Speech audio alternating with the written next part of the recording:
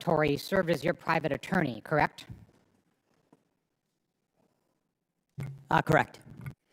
And Mr. Parlatore also served as private attorney for President Trump's campaign, correct? I'm not privy to every professional position that he's held. Well, I'll help you out. He did. And you appointed Mr. Parlatore as your senior advisor, correct? He does reserve duty on behalf of the Navy. His title is senior advisor. You gave him that title, correct? And I would count him as very much an advisor of mine. Yep, he travels with you, correct? Tim Parlatore has been a long-term friend. He's a great patriot. He travels with you. That's not what I asked. I Serves the reclaim my country, time. and He he's an travels excellent with you, military doesn't he? lawyer. He travels with you, doesn't he? Correct? There's public Instagram that shows this. Just say yes. Yes, of course. Okay. He sits in meetings with you and advises you, doesn't he? He sits in some meetings on Yeah. occasion. Well, he maintains a desk in an office in the Pentagon, does he not? I'd have to check. You don't know? It's a big Pentagon. You directly commissioned Mr. Parlatore in the Naval Reserve as a Navy commander in March 2025, did you not? I was very proud to do so. And when you did, because he's a Navy Reserve officer, he didn't have to go through the PPO process, the White House Presidential Personnel Office, right? He wasn't vetted by White House PPO. Uniformed service members don't get vetted by The answer is yes. He didn't have to be vetted by White House PPO. He didn't go through the Senate confirmation process either, did he? The answer is no. I don't know what you're getting to, but Tim is a fantastic I'll tell you what guy. I'm getting to. The He does answer is great no, work. right? He does great work. Okay. He didn't maintain a security clearance when you appointed him as special advisor. Is that right?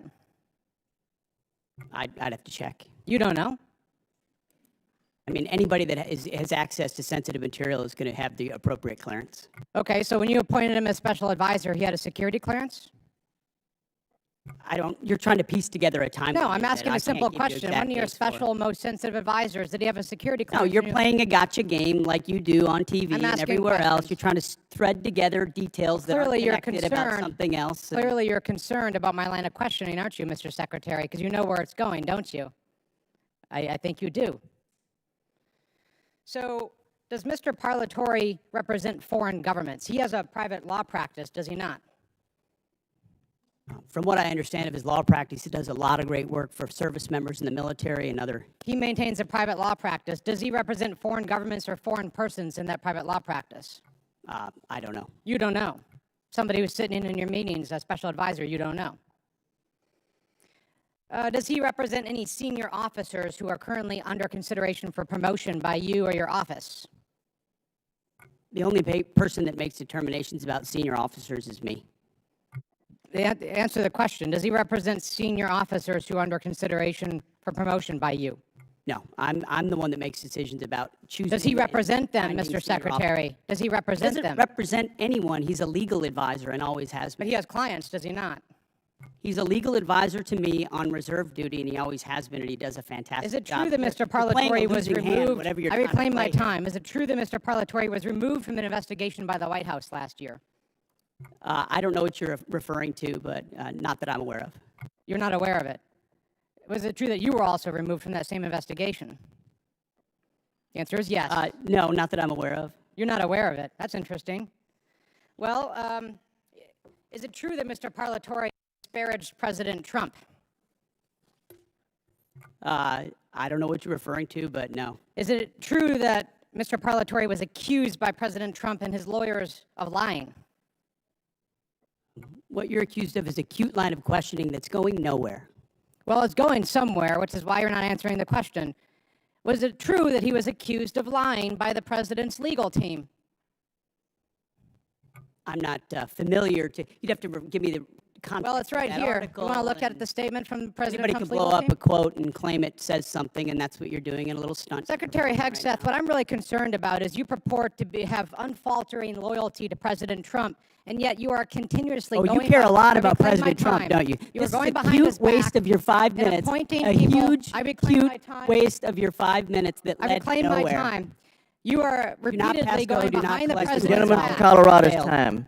Go ahead, Mr. Carl. You are repeatedly going behind President Trump's back, appointing people who he has accused of lying, who the White House is Gentleman's accused of time's lying. expired. The And you are chair now not being honest recognizes with the gentlelady President from Trump. South Carolina, Ms. Mace.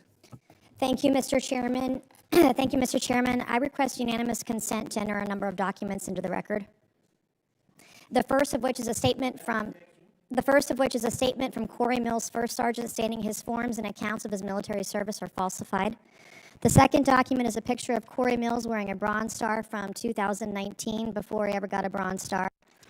The third document is a document that conveys a Bronze Star medal and his life-saving care to the wounded, and according to the soldiers who were there, they said it never happened, according to the men who were there. The next document is a transcript of a conversation I had with Brigadier General Arnold Gordon Bray, who confirmed that he did not review, did not read, did not physically sign the form DD, I guess 638, form 638, that Mills submitted for a Bronze Star. And to be candid, he said, quote, "I didn't look at it." I asked to review the email that he sent to Mills' staff about authorizing his signature for a form he did not review, and he said that he would not share it with me. That's a future subpoena. I would like to enter to record a picture of Corey Mills, who says this is the second time he got blown up, but what he wouldn't tell people that the blood on the pant leg in this photo is the blood of Sergeant Ray. It is not Corey Mills' blood.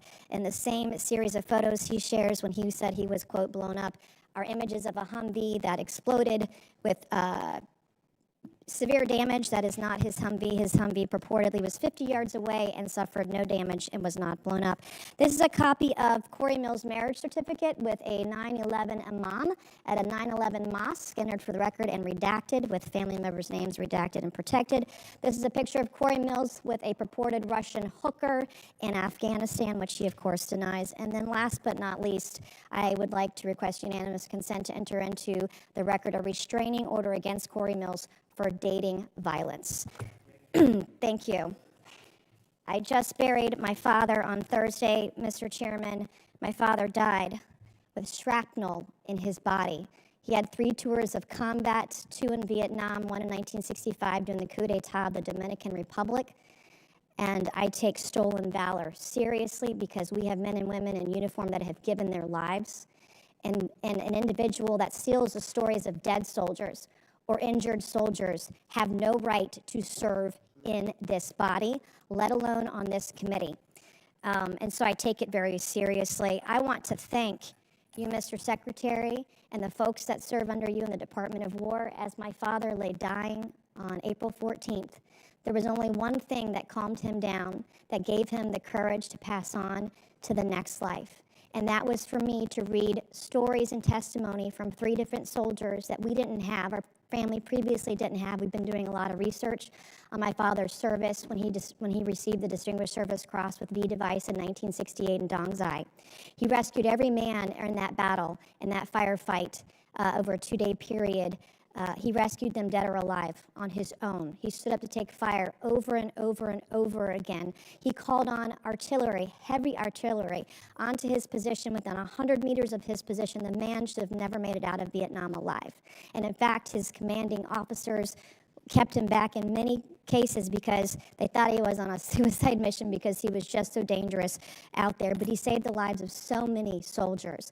And so as he was taking his final breaths, I was provided by the Department of the Army some testimony of soldiers we didn't have, and diagrams and information. It was the one thing that calmed him down so that he could pass away knowing that he was a war hero and knowing that Jesus loved him.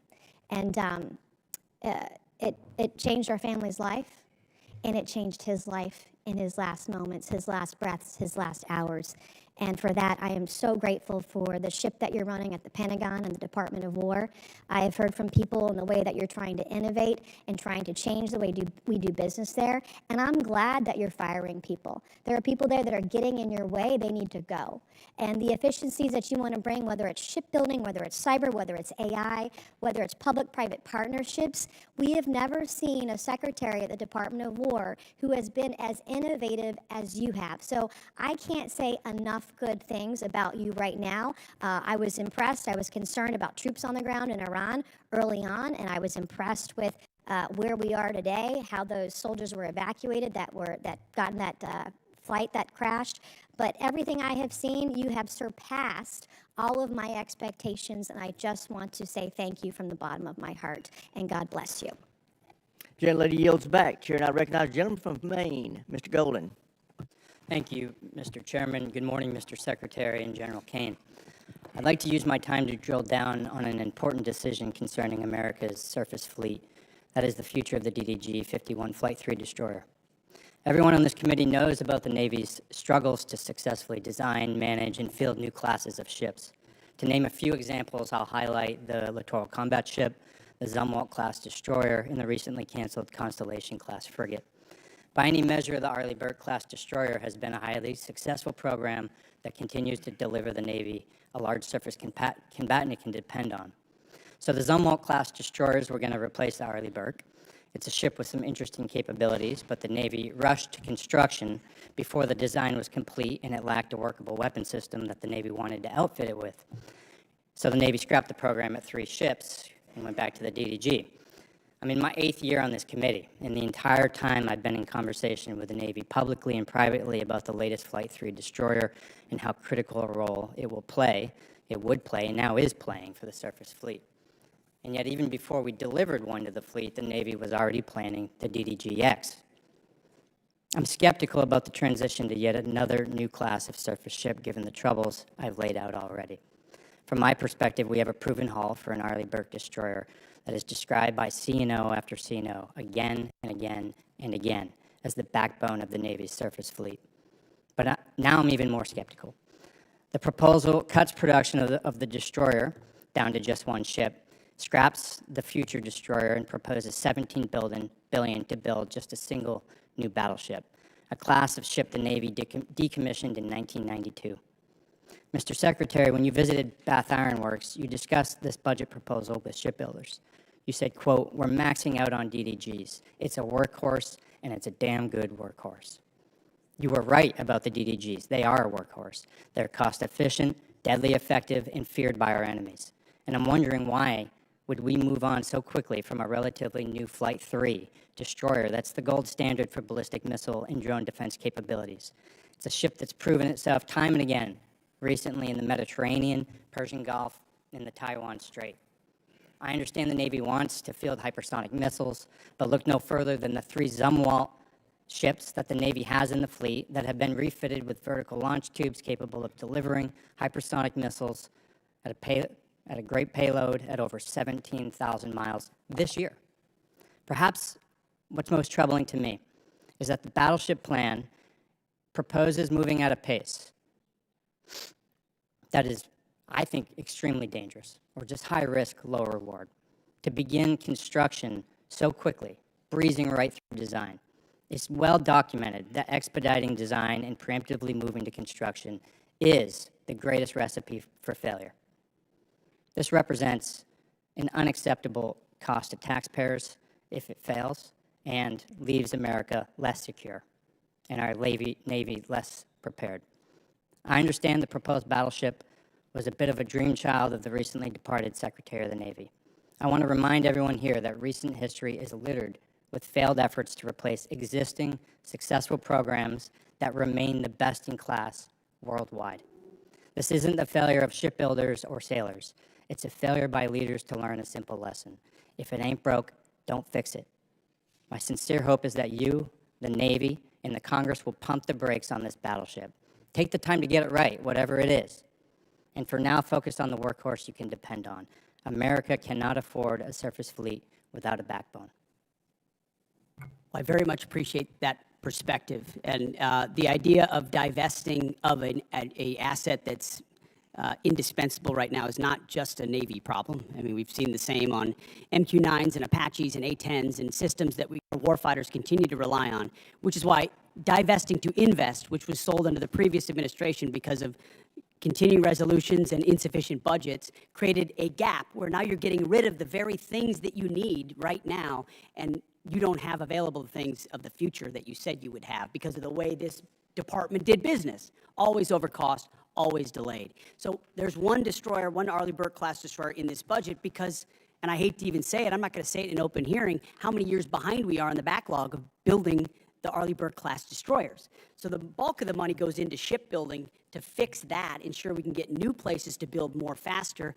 Then you can fund additional, either whether it's this class or the next class. But the Arleigh We're Burke almost over time. I'm going to reclaim and just say in my last seconds here, careful with the pace moving through design to construction so quickly as proposed by this budget. Thank you. Gentleman's time's expired. As announced earlier, we're going to now recess until 10 minutes past the hour of 1.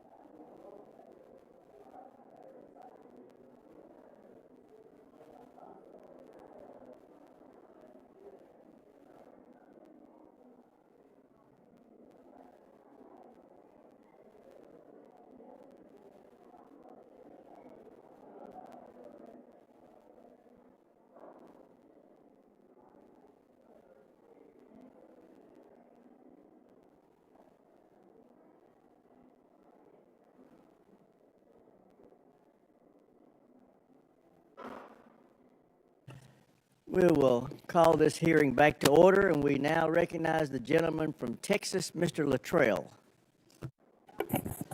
Thank you, Mr. Chairman.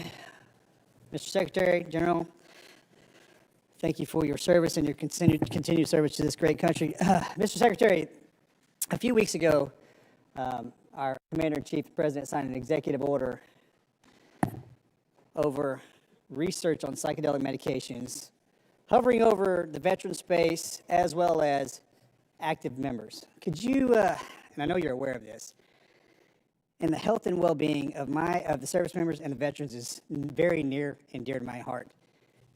We lose over 6,000 veterans a day. A year.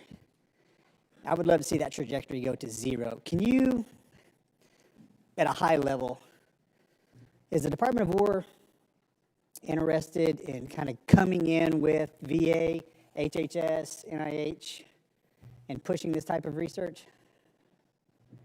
First of all, thank you, Congressman, for all the work you've done on this. There's no more passionate advocate for them, and it was great to see you in the Oval Office with your brother and with so many other SEALs who are saying, hey, this option saved my life or gave me a new lease on life. And I've heard that time and time again based on that particular approach that the President has approved through the EO. And I think our department has shown a willingness to be flexible and look at new options and new alternatives. And I think if you talk to Secretary Collins at the VA, the partnership we've had is as deep as any partnership between the Department of War and the VA has ever existed. So we've got regular meetings between us as secretaries, but also our chiefs, and then down into the committees to ensure the flow is consistent. But if there's something that the VA is doing that we should be looking at that enables our service members to be better at their job, we're going to entertain it. So thank you for your advocacy on it, and we'll take a look at it. Thank you very much. And it excites me that the two entities, one couldn't exist without the other. I've had the opportunity to not only travel the country, but travel the world and visit our troops, either OCONUS or CONUS. And I have to say, sir, the morale, the well-being, just the sheer excitement our service members see and how they're acting today, it kind of takes me back to our generation, if you will. Just to see that kind of that forward momentum, that intestinal fortitude kind of glows on them. And I think that's a direct correlation to your leadership, sir, as well as the President. Can you, from your perspective, I'm assuming you're seeing the same thing. And I think that blue line that needed to be popped, got popped, and our service members are absolutely leading from the front. And the world has noticed. Tell me I'm not seeing that just from my own eyes. No, you're not, Congressman. And I meant this when I said it. I would encourage every single member of this committee to talk to lieutenants and captains and majors and colonels and sergeants and staff sergeants and sergeants major and specialists who are doing the job right now on the front lines or across the country. And they have seen a sea change in the environment and the morale and the spirit in their formations. And it isn't some secret sauce. It's don't treat us as a petri dish in your social justice exercise or your social engineering approach. Just let us do our job. Let us get back to basics. Let us train. Let us choose people and elevate people simply on merit and merit alone. That's motivating for people. That's why they join. That's why they do really difficult things like you did. And are away from their families for a very long time. They want to defend their kids and grandkids, but they don't want to have distractions and debris on the inside. So when we talk to them, they are so grateful for the fact that we're just getting back to the basics of readiness, training, accountability, discipline, warfighting. Commanders, squad leaders, you name it. And to those watching across the country, ask folks who have served, who've been in it, how they view it. And they see it under President Trump's leadership fundamentally different. And we haven't even talked about the border, which is now secure. I mean, there's the recruiting successes, the fitness and combat standards that have been restored. We're treating everybody at the same level. Sounds like basics, but it all translates into morale. And then morale translates into readiness, and that translates into capabilities. And then when you have a commander-in-chief that unleashes them, it turns into mission success. And then the world pays attention to what the American military is capable of doing. And it's on the shoulders of leaders like you who did it in previous generations, and we're simply doing it again. So thank you for your leadership. Thank you, Mr. Secretary. And for everyone in the room that's in uniform, God bless each and every one of you for your service, as well as your families. Mr. Speaker, sorry about that. I thought you liked me. I did, I'm sorry, that slipped. Gentleman's time to Karen, I yield expire. back. We now go to the gentlelady from California, Ms. Jacobs. Thank you, Mr. Chairman. Mr. Secretary, as you know, I represent San Diego, the largest military community in the country. Right now, as we are speaking, 2,500 San Diego Marines are off the coast of Iran. Many, many other San Diegans in uniform have gotten 48-hour deployment notices. So this war in Iran is not theoretical for me or for my constituents. It's deeply personal. As you also know, on Easter Sunday, President Trump threatened to destroy Iran's bridges and power plants, writing, quote, "Open the fucking strait, you crazy bastards, or you'll be living in hell. Just watch." And 2 days later, President Trump wrote, quote, "A whole civilization will die tonight, never to be brought back again. I don't want that to happen, but it probably will." My office's phones have been ringing off the hook. I've heard from so many military families concerned about the president's mental fitness and whether he's fit to serve as our commander-in-chief, given that he's sending their loved ones into harm's way. Our troops, who have shown incredible bravery and tactical proficiency, deserve to know that their leaders are focused and stable. So, Mr. Secretary, you are with the president a lot, and it pains me to even have to ask this about our president, but my constituents' lives are at stake. Do you believe that the president is mentally stable enough to be the commander-in-chief? Did you ask the same question of Joe Biden for 4 years? Mr. Secretary, Joe Biden is not the president. Mr. Trump has been president for a year and a half, and I'm asking you did right not, now. and I won't even engage with the level of disparagement that you're putting on the commander-in-chief, who indeed is, meeting Mr. Secretary, every single day. Mr. Secretary, Biden is He's not the the president. sharpest, most insightful commander-in-chief we've had in generations. And you want to compare, you want to ask that question after you and your fellow Democrats defended Joe Biden, who could barely speak and didn't Mr. know what day of the Secretary, week it as was? you know- He as governed you through an know, auto pen. when- He had a Secretary of Defense who went AWOL for a week. I can't Mr. be gone Secretary, for 10 days, for 10 I will minutes. reclaim my without- time. Thank you so much. Gentlelady's time. She's Thank you. reclaimed it. So, It's astonishing. as Mr. Jimenez said, we should be taking leaders at their word. So is there a reason that we should not be taking our leader at his word? Iran should not underestimate the will of President Trump and the United States military to achieve our mission. Okay, well, I want you to know this is not a partisan thing. In fact, many Democrats have had, many Republicans have had these same questions. Marjorie Taylor Greene said he's out of control and he's gone insane. Candace Owens said the 25th Amendment needs to be invoked. Megyn Kelly, Tucker Carlson, who you used to work with, Alex Jones, Stephanie Grisham, the list could go on. So how do I explain to my constituents that while they are in harm's way, their commander-in-chief is posting these unhinged posts? How did you explain to your constituents what happened on October 7th, or what happened in Afghanistan, or what happened with the debacle and the withdrawal in Afghanistan, where the troops were left? How did you explain that with Joe Biden's leadership? Mr. Secretary, How did you I'm not explain that to the asking you Marines about that the didn't get previous medals, administration. that we restored their medals because of that Mr. disastrous Secretary, withdrawal in I'm asking Afghanistan? about Did you what's explain that to happening your right now. constituents when Joe Biden was asleep at the wheel and he had an AWOL Okay, Mr. Secretary of Secretary, Defense? how I don't about think you this did. next post? How can I didn't. explain this next post to my constituents? I'm Jewish, so this doesn't really bother me, but my understanding is that this is quite offensive to many Christians. So how do you explain this post? I'm not here to explain posts. We have an incredible commander-in-chief Okay, who puts Mr. our troops Secretary. first. I'm here for a budget hearing about our troops. This It's a historic budget about that's giving our us a troops. chance to defeat Mr. Secretary, our adversaries, Mr. and President Secretary, Trump is please, doing that this in is my world-class fashion. This is about Gentlelady our has troops. reclaimed her time, Mr. Secretary. This is about our troops. This is about who is commanding our troops and if our troops can trust that they are being sent into harm's way under good strategy. The mental stability of our commander-in-chief is deeply important to our troops. It's deeply important to this country. It wasn't our important to you troops' during Joe lives at Biden. stake. I'll remind you that when there were concerns, Democrats came together, and he was not our nominee for president. So I encourage you to have the same courage that Democrats had.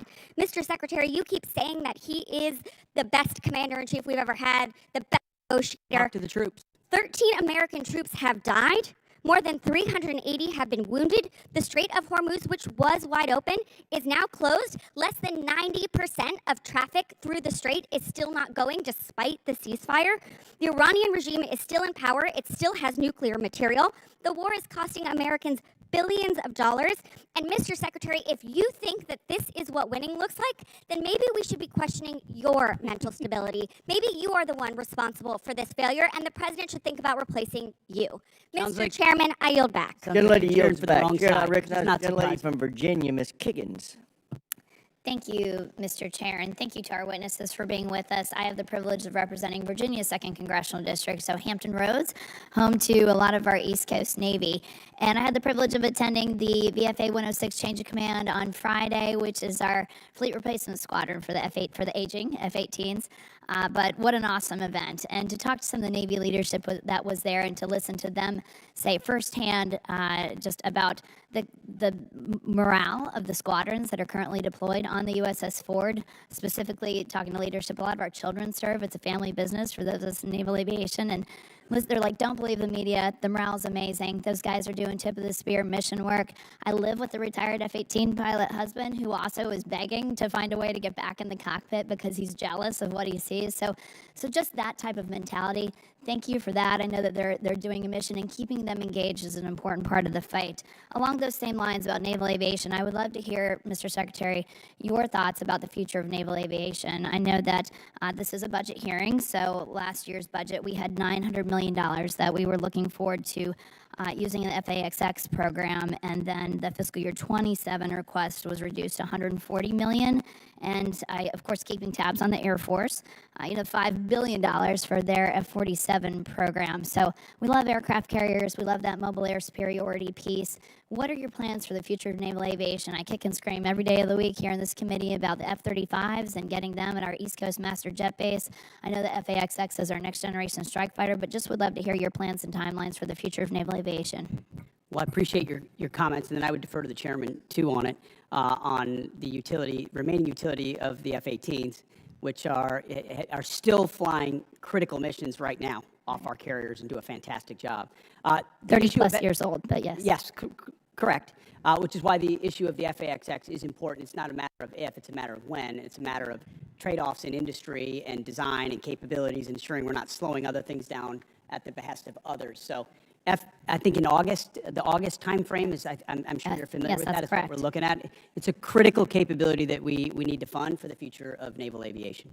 I would defer if anything you want to add. Sure, I think you covered it. We don't need access basing and overflight off of a CSG and a CVN, and so it gives the Secretary and the President a lot of options. So, and I just want to echo the thanks for the Joint Force, on behalf of the Joint Force, for all 3 CSGs that are out there getting after it right now. I share your husband's jealousy, but just want the force to know how much we appreciate it, especially the Ford. Thank you. Thanks very much, General. And then, Mr. Secretary, just again representing a big Navy district and having just a concern for the Navy, could you shed any light on why the Secretary of the Navy was relieved and what that timeline to replace him looks like for permanent leadership? I think that's one of the reasons why we struggle with even, I think, about the basing decisions and, again, naval aviation, and I wish we would talk more about just the contributions of our aviators, but could you shed any light on that issue? Well, as the President stated, we thank the previous Secretary for his service. Appreciate a lot of the initiatives that he undertook. Ultimately, it was time for a new leadership and a new direction as far as running fast toward those objectives, and so we made a change. We think it's hard personnel is policy, and the sooner you identify, especially, we talked about general officers, as you're evaluating whether they're running with the mission they've been given, you got to make a change if they're not. The same with civilians, and in this case, we made that change. And any timeline to replace or have a new Secretary of the Navy? Well, right now we have an acting in Hung Kao who's did a fantastic job as the number 2, and he'll be acting for now. And I would imagine we'll know in due time. Thank you. And then General Caine, I know you're a VMI graduate, and I know you're watching some of the partisan attacks that have been going on with some of our senior military academies, specifically in Virginia. And I was wondering if you had any thoughts or have had any discussions about how we can remove some of our senior military academies from these partisan state politics. I think it requires a further discussion. We had 170 Army ROTC officers that we commissioned out of that school specifically, but we've seen pushes to shut down, defund, replace their board of visitors. Any thoughts on how we can be more protective of those great schools? Well, ma'am, you sort of started where I'm going to land on the importance of staying politics as the chairman and not unintentionally or inadvertently stepping into a political matter where I should not. As the secretary said, people are policy, and policies are things that we don't do in the joint force. I appreciate all of the commissioning sources that are out there. Gentlelady's time expired. Chair, I recognize the gentlelady from Washington, Ms. Strickland. Thank you, Chairman Rogers and Member Smith, and thank you to the witnesses for being here today. This committee is being asked to consider a $1.5 trillion DoD budget request that funds not only weapons and system programs, but the people, leadership, readiness, and trust required to make them effective. When senior leaders are removed abruptly or merit-based promotions are disrupted without clear explanation, Congress does have the responsibility to understand the rationale and operational consequences. So I'm going to focus on Secretary Hegseth. And to start, no one is disputing that senior officers serve at the pleasure of civilian leadership. The issue in front of this is whether the decision to remove General Randy George strengthened the Army or created an avoidable disruption during an active operational period. General George, who also served as commanding general at 1st Corps at JBLM, has been serving for 4 decades, including multiple command and operational leadership roles, culminating as Chief of Staff of the Army, responsible for readiness, force modernization, and the welfare of over 1 million soldiers and civilians. He was removed in the middle of an active conflict involving U.S. operations against Iran, when leadership continuity is most critical. Public reporting indicates that General George's removal may have followed disagreements over Army personnel matters, including concerns regarding withheld promotions. So my question, Secretary, is this: what specific national security risk, mission risk, or leadership concern did General George present that justified removing him in the middle of a conflict, or was he removed because he challenged some decisions being made? As I stated earlier, out of respect to these officers, I don't discuss the nature of the removal, but I would ask an earnest question of you: where does General George fall in the operational chain of command? So I'm asking you, why did you fire him? No, but don't change you the talked subject, about an Please operational answer my moment. question. Where does General Please George answer fall my in question. No, it's a simple National question. risk, You're on the House Armed mission Services risk, Committee. Leadership concern. What did he present that justified removing him in the middle of a conflict? Do you know where General George serves in the operational chain of command? So I'm asking you my question one more time, sir. Don't try to flip it on me. Why was he removed? Was he a national security risk, mission risk, or leadership concern? We don't. Yes or no? We don't talk about the okay, that's nature of okay. Don't removals, answer the but question. you It's all also good. won't answer where So he to is be in the clear, operational chain of you command because he removed the isn't Army's- in it. He Mr. isn't Chairman, in the reclaim my operational time. chain of Gentlelady, command. reclaimed my your time. Yeah, we're going to You want to tie it to the war, but you don't Sir? even know where he is in the chain of command. Some It's respect, the okay? gentlelady from Washington's time. Under DOD 1320.04, the Secretary of Defense may withhold or disapprove forwarding nomination after service recommendations in limited circumstances, including newly identified adverse information, pending investigations, reportable information, and questions regarding mental, physical, moral, or professional qualification, incomplete or non-compliant nomination packages, missing certifications, or the need for additional clarification from the military department. Several colonels reportedly selected for brigadier general were removed or withheld after board selection and service certification. Which of these specific grounds applied to each withheld officer, and what objective evidence supported these decisions? Congressman, that was just one of many boards across the services where we will perform similar reviews, and I anticipate other officers will be removed also. Okay, but what were the grounds for those? Again, we don't talk about, out of respect for those officers, we don't talk about the nature of that, and we all serve at the pleasure of the president. We're solving for an institution that needs to be based on merit and professional execution, and there's been a lot of gender and demographic engineering that's been going on for reasons other than the focus of exactly what we should be doing on the battlefield. So whether it's that or I did not raise execution, gender. That's implied in every statement that everybody makes. And I so did not ultimately, as we raise that. review all these boards, it has nothing to do with anything other than their performance on the battlefield or their performance in their career. And these people are thoroughly vetted, thoroughly researched. And I guess my question is this about loyalty to Trump, or is it about what's good for the mission? I understand what you're implying, but it's about the Constitution and our military and its ability to execute. And I'm going to make sure the president has the finest officers across the force prepared to deliver. So this committee funds weapons, readiness, recruiting, professional development, and leadership pipelines. But no amount of money can compensate for a force that may lose trust in the fairness of advancement. And this is fairness. We believe in merit. We have always had a merit-based system. That's not the argument. No, we have not. Not under the But as Biden we administration, consider- we did not. It became social engineering, not merit, and we're fixing no, it didn't. quick. No, it did not. It did not. And when we consider this budget request, we must ensure that taxpayer dollars are matched by sound judgment, credible leadership, and a personnel system worthy of those who serve. I yield back, Mr. Chair. Gentlelady yields back. Chair, and I recognize the gentleman from Georgia, Mr. Scott. Thank you, Mr. Chairman. Gentlemen, thank you for being here today. I'm sorry I was late. I was on the floor of the House of Representatives with a FISA rule vote, and I did not hear the majority of the testimony. But Secretary Hegseth, I respect you. I do want you to know I disagree with the firing of General George. I've sent you a letter. I hope you'll, I look forward to seeing the responses on that.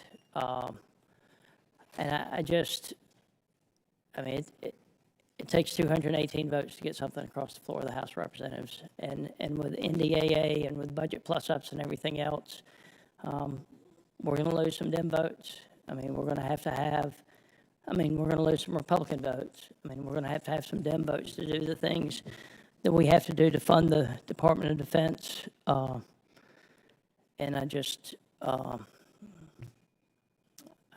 would encourage everybody to keep that in mind, because we're gonna lose some Republican votes on the plus up. General Caine, the Joint Staff plays a unique role in our strategic direction. The integration of services is what gives us a coherent joint force. I have seen where disputes in the Air Force and the Army led to the elimination of systems that we needed. As the department has made attempts to right-size various components, could you talk about the importance of the joint staff and the value to the joint force?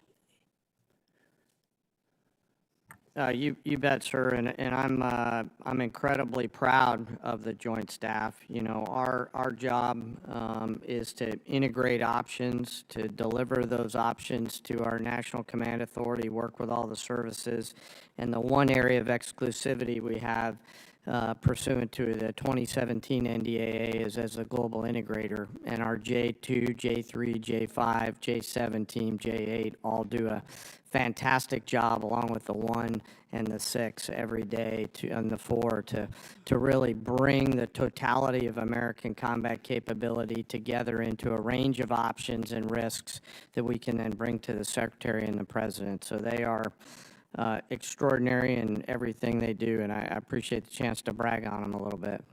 Well, I have watched as the Air Force was paying for a system that was predominantly used by the Army in the past. I'm talking about JSTAR specifically. It was the ground moving target indicator that the Army used, but it was coming out of the Air Force budget. And then I think that dispute led to the stand down of a system before another system was ready to go. And that's a dangerous thing. I spent a fair amount of time in Africa from this committee's work and from HIPSI's work. We lost Airbase 101 and 201. All of you at that table know what happened there. I blame that on State Department and the way the State Department handled that. How do you intend to handle, one is, are we looking at Niger and the potential to get 101 and 201 back? And I do believe that an apology would go a long way with that country. As someone who's met with the ministers over there, and interestingly enough, Minister Toomba wanted tractors. He wanted John Deere tractors is what he asked for. But where will we base out of if we can't get Niger back? And are we looking at getting 101 and 201 back? Yes, sir. Well, we all want tractors. So I echo his thoughts there. You know, I know General Anderson is doing a lot of work right now, leaning forward, doing a fantastic job, along with his Deputy Commander, General Brennan, on looking at the total requirements across the western flank for access, basing, and overflight. 101 and 201 are one of many things that they're considering. I think the key is what are they going to be able to do with the resources that they have, and we're always in a resource-constrained environment, Congressman, to put sufficient pressure on the CT adversaries there in order to hold them at bay. Well, the mill-to-mill relationships are still good. Yes, sir. I've been out with some of the ODA teams over there. As a civilian, as a member of Congress. Yes, sir. Yes, it does bother me that our footprint has gotten so much smaller over there, but I do know with drones and other things, it makes it much more difficult to have those outposts. But I appreciate all of you being here. Sorry that I have not been here. No, sir. Appreciate the other work. Gentleman yields back. Chair, and I recognize the gentleman from New York, Mr. Ryan. Thank you, Mr. Chairman. Head wounds, heavy bleeding, and then just shrapnel all over. So folks are bleeding from their abdomen, bleeding from arms, bleeding from legs. Secretary Hegseth, do you know who said that? I'm not sure I do. It was one of our soldiers describing the devastating Iranian drone strike at Port Shuaibah, March 1st in Kuwait. As you know, 6 of our soldiers killed, over 30 wounded. Secretary, do you know the range of the Shahed 136 one-way attack drone, approximately? It depends on the variant, but it's got serious distance. Several hundred miles. Mm-hmm. Do you know how far Port Shuaibah is from Iran? There's a reason why we took extreme measures of force protection, because we understood the proximity challenges. Mr. Chair, I'm going to reclaim my time. It's well under 100 miles. Before the war started, there was clear intelligence that Shuaibah was high on Iran's target list. Internal analysis had said the site was indefensible from aerial attack and should not be used. Yet you sent our soldiers from the 103rd Sustainment Command there anyway. Is that true or false? True or false?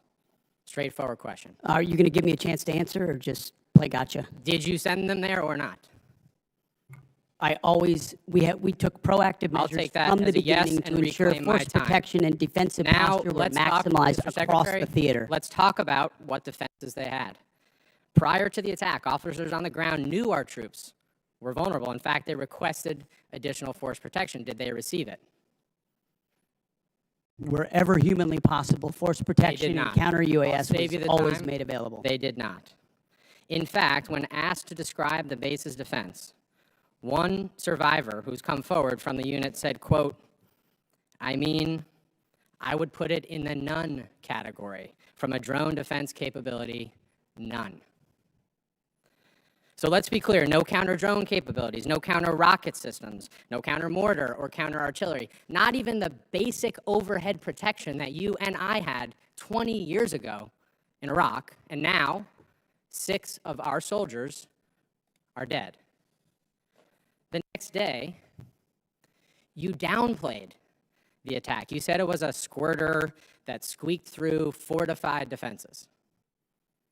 But since then, thankfully, brave survivors have come forward to set the record straight. One of our surviving soldiers told CBS, quote, painting a picture that one squeaked through is a falsehood. Another said the unit was, quote, unprepared to provide any defense for itself. It was not a fortified position. Another survivor said the building's protection was about as weak as one gets. Secretary Hegseth, that is obviously in direct contradiction to what you said from the Pentagon podium the next day. So are you saying that these soldiers, our soldiers, who survived this horrific attack are lying? What I'm saying is before the commencement of the conflict, we put in maximum defensive posture we could. That's a direct we moved contradiction 70, to what they said. in this directing, can I speak, or are you just going to monologue falsehoods all over the place? It's not a falsehood. We moved 7,500 troops off of the X based on the intel. Stop. based on the intel. Stop reclaiming my time. Because you yell doesn't Are make you right. calling- Just because you yell doesn't I'm make you right. reclaiming my time on behalf of these survivors. You just said what they said is a falsehood.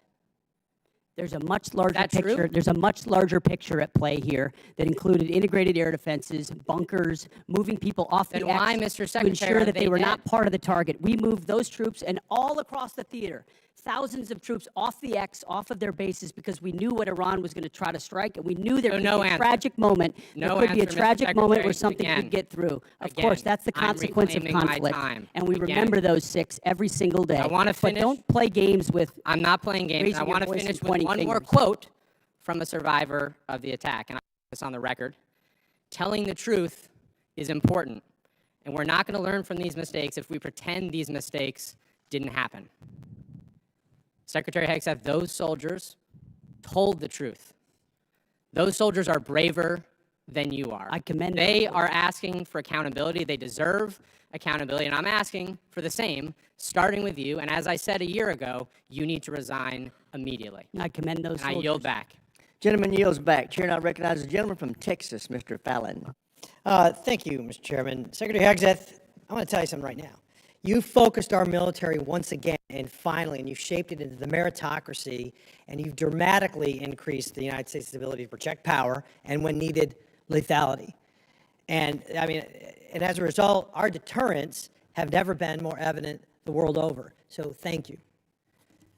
General Caine, you mentioned in your opening remarks George Marshall.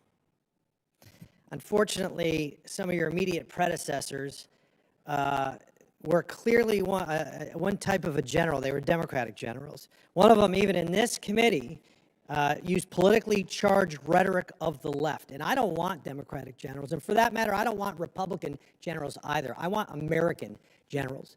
You, sir, are an American general. You know exactly what we need generals, a Joint Chief of Staff that knows, understands, respects, and embodies your role to serve this republic, the troops, and the mission. And that is precisely what you're doing. And I want to thank you because you do remind me of George C. Marshall.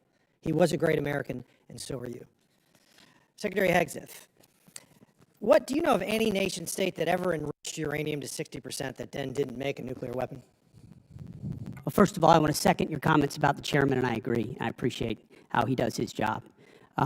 Usually when a country pursues at that level, it's pursuing a nuclear weapon. 100% of the countries that have reached 60% enrichment have then produced a nuclear weapon. And is it true that Iran was in the process of building such a swarm of UAVs and ballistic missile shield conventionally, once they wanted to bake the cake because they had all the ingredients to make the nuclear weapon, it would have been damn near impossible for us or anyone else to prevent them? As I pointed to, the president was wise enough to understand that at its weakest moment, following the 12-day war and Midnight Hammer, now is the time to degrade their conventional capabilities, the umbrella they were building of missiles, long-range, short-range, cruise missiles, one-way attack drones, that they were going to use to blackmail the countries around them to not do anything about their nuclear program when they broke out from 60%. We know that to be they knew that to be their intention, and something had to be done about it, and President Trump had the courage to do it. Well, President Trump, there's been a lot of quotes that people have been mentioning his words, and I wanted to mention some that I thought were interesting. Here's a quote: "I will take no options off the table to prevent Iran from obtaining a nuclear weapon." Barack Obama. "Iran will never get a nuclear weapon." Joe Biden. "I will never hesitate to take whatever action necessary, and I will never allow Iran to acquire nuclear weapons. All options are on the table." Kamala Harris. And this one: "We would totally obliterate Iran. That's a terrible thing to say, but those people who run Iran need to understand that." Hillary Clinton, 2008. So it seems to me that Barack Obama, Hillary Clinton, Joe Biden, Kamala Harris, and Donald Trump had something in common. They weren't going to allow Iran to get a nuclear weapon, and some of them, 4 of them, were all words, and one of them took action. There's 93 million. We're involved in a land war in Asia. I get it. It's complicated. 93 million people, much larger than Iraq, but 80% of their country hates their guts. This is a regime that murdered 40,000 of them and gunned them down in the streets. They're responsible for over 600 American deaths. How long was World War II? You have any idea? In days? I have it right here. In days, exactly. I got to multiply by 365, but yeah, it's 1,347 days. Korea was 1,129, and our involvement in World War I, which is rather quick, was 585. How long we've been involved in Iran? Just shy of 60 days. 60 days, 2 months. And what is the degradation of their Navy right now, Secretary? Their conventional Navy is destroyed. They had 3 drone aircraft carriers, they have none. They had 11 submarines, they had none. They had different frigate classes, they have none. They may have small speedboats at this point, Coast Guard type vessels, but their conventional Navy is gone. Air Force? Likewise, functionally destroyed. Command and control? It's hard for them. There's a reason why there's a challenge in communicating around a deal is because their command and control is fundamentally broken as far as who's in control and how they communicate. We could make very good arguments that the serious nature of any action in a country like Iran, there were good things to consider before doing it. There are also very good reasons to do it. The fact of the matter is, ladies and gentlemen, Republicans and Democrats, we're here now. This is an evil regime. We can fundamentally reshape not only the region, but the world. They were the largest exporter of terror and ballistic missile technologies. We need, gentlemen, to win. Secretary, General Caine, win. I yield back. Gentleman yields back. Chair now recognizes the gentleman from Pennsylvania, Mr. DeLuzio. Thank you, Mr. Chairman. We all just heard pretty powerful reporting, courtesy of Mr. Ryan, from many of our wounded troops who were injured in the attack in Kuwait. Mr. Secretary, you heard direct quotes from some of them via CBS's reporting. They were willing to talk to the press. Things like they were unprepared to provide any defense for themselves in the unit. Things like we were moved closer to Iran to a deeply unsafe area that was a known target. Your spokesperson, Sean Parnell, in response to that reporting, said it was not true. Do you agree with that? He was calling these guys liars? I'm not calling our troops liars, and I don't know if what you're representing is correct or not. I'll take you at your word on that. But all I know is that we took every effort possible at the commencement of this campaign to ensure the defense of our troops, to include moving them off of known bases to places that were not known, and we had intel. Understood, intel Secretary. Were not known, and then those were fortified with bunkers and other fortifications with theater air defenses. Was our concern that something could I'm going to pause you there. I'm going to give you a chance. Absolutely. Secretary, I'm going to You're give you a chance. disparaging me that I don't care. I'm about asking the you whether you passing think they're of- liars or not. You That's what I asked you you. are disparaging me that I don't care about the passing of our troops. Nope. That I asked think if you our thought troops they're are- liars, Secretary. That's disparaging and reclaim my smearing time. in every way. Nobody cares more about Gentlemen, the fate of our troops. Nobody cares Mr. about the Mr. health of our troops. Mr. Secretary, Nobody wants to bring them all hope Mr. more than I do. Secretary, I What they're doing understand, but is he controls the insinuating we don't care. time. He controls the time. You get to control your answer. And the gentleman's ready. If we're allowed to answer. Mr. Chairman, thank you. Secretary, my question was clear, whether you thought they were liars or not. You don't seem to want to answer it. We can move on. The other part of what your spokesman said, and you just reiterated here, was that, and I'm quoting your spokesman, every possible measure has been taken to safeguard our troops, end quote. You mean to tell us, and I'll give you a chance to clarify, there is not a single additional thing you could have done to protect those troops who are now wounded, 6 of whom are dead? I'm telling you that as a department, we did every conceivable thing at my level and every echelon down to ensure the maximum force protection for our troops. We live in a dangerous world, in a dangerous place against a determined enemy that can't have a nuclear weapon, and that requires sacrifice and risk. And it tragically, in this case, it meant 6 Americans lost their lives and others were wounded. And we all know that, and that's part of the cost. But it does not mean we didn't care, and it doesn't mean we didn't I commit. didn't ask you that, It doesn't mean we Secretary, I'm didn't not do saying that. everything possible, which we did. But let's be clear about what was done. There were T-walls there, essentially. There was no overhead protection. The known threat in that environment, and I think we all here understand it, is overhead drone strike. There was no protection for overhead drone strike. So I'm struggling to understand how your answer and your spokesman's answer is that every possible measure was taken. We can move on. Mr. Chairman, and Chairman Caine, I want to ask you something about a different topic. Folks at home know you're the senior military officer in our armed services. They may not have as much of an understanding of your role in the chain of command. You're outside the operational chain of command, but you are the president's and the secretary's senior military advisor. So I want to ask a very basic thing, what you would expect our commanders in the field, our troops to do should the enemy lay down their weapons and try to surrender. What would you expect commanders in the field to do? Well, sir, I think I'll go back to something I said earlier with deep respect for your question, but I think you're trying to take me to a partisan place here, and I can't let you do that. General, as always, I respect your No, sir, I desire just- to avoid it. I'm not Yes, trying sir. to put you in a partisan No, place. and I know that, but our officers and enlisted service members always follow lawful orders. There's a checklist for them to do that, and I'll stay in the Very middle. good. Understood, General. Secretary, let me give you a chance. And you've been asked about this earlier. You said in, I think, your press conference, essentially, and I'll quote you here, "No quarter, no mercy for our enemies." That's the end of the quote. Is your guidance that you expect our troops in harm's way, if there's a foreign enemy surrendering, laying down their arms, they're supposed to provide no quarter and kill them? You denied it, but you were indeed trying to take the chairman to a partisan place. That was General Milley. That was the previous administration, which played politics. We don't play that way. It's a simple question. I'm asking you what you meant. We fight to win, and we ensure the rules of engagements are such that our troops have every authority possible to. I'll give you another chance. In saying that, are you trying to tell commanders that that's what you expect? You're in the chain of command. It's a simple question. I understand that. My commanders know exactly what the guidance is with each and every mission, and they know every tool. Secretary, every tool at in their disposal refusing be to effective. answer it, I think you speak volumes. I think that's a dangerous thing. We all know the expectations. We know the law of war. We know what is lawful. I'd expect our commanders to understand that as well. I yield back, Mr. Chairman. Gentleman yields back. Chair, I recognize the gentleman from Guam, Mr. Moylan. Thank you, Mr. Chairman. Secretary Hegseth, thank you for your continued attention to Guam. Really appreciate it, and while leading the War Department here, and I'd like to remind my colleagues that one of your first official trips as Secretary was to visit Guam. And during your confirmation hearing, you identified the island as America's most strategic location globally. And this commitment does not go unnoticed, sir. So I thank you, Mr. Secretary, for that.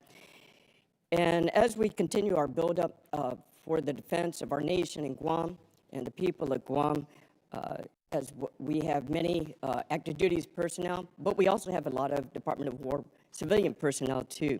And right now, my most consistent question from my constituents have been asking is, when would the living quarter allowance authorization for War Department civilians in Guam, when will it be implemented? And recently, your office confirmed that the guidance should be published early May. Will you work to keep that timeline? And will you work to ensure living quarter allowance will properly incentivize local hires to stay on Guam?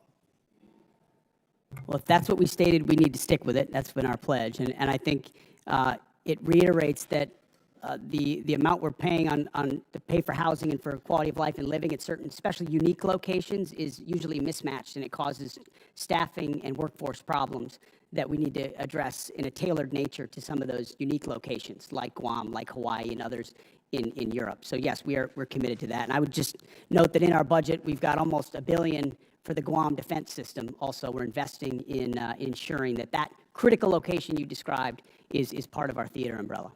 Excellent, sir. Thank you for that. Another longstanding request I have from the War Department has been the increased support for Guam's power grid. As you know, we all, the one island approach there and working together, our water, our power, our port, our airports, our hospital, it's all in support, working together with the military. But one of the important ones for us is Guam's power grid. And most of Guam's grid is owned by the department and is leased to the Guam Power Authority. And as the military demands upon the power grid increases, do you see either O&M funds or military construction funds being the best path for the department to support Guam's power grid needs? I'd welcome your input, first and foremost, as we have throughout. But as was noted, we've got $450 million for small modular reactors, which is a new approach we're taking, which we think makes our bases more resilient. If there's one place the American people count on being able to be prepared in that moment, it's our bases, wherever they are, whether CONUS or OCONUS. And these reactors are a key part of getting at it. So that would be part of how I would answer your question. I appreciate that, Mr. Secretary. Also, the Guam Power Authority is the only one in charge of all the transmission lines. So we're that power source, and I know there was some consideration of the small nuclear reactors as well, but the Power Authority will be the one transmitting for the transmission lines for all the power on the island. So looking forward to working with your office. Thank you, Mr. Secretary. Another deep concern for the people of Guam has been the cost of housing, which is often driven up by large numbers of servicemen living on base in Guam, off base on Guam. And I've been impressed by the recent efforts by Joint Regional Marianas to reduce the reliance on existing housing stock in both north and south of Guam. Can you tell us how the Department of Housing strategy in Guam will work to keep homes affordable to locals, and if increased private sector involvement would help address my constituents' concerns? Well, we've got about $4.5 billion for family housing in the FY27 budget. It's something we recognize as a challenge, and in places like that, a unique challenge. There's also been a bureaucratic construction process, which has been a huge impediment, and you can imagine President Trump has demanded that we do something different and accelerate a different process to deliver those things in a more of a private sector, less bureaucratic fashion, and we look forward to employing those.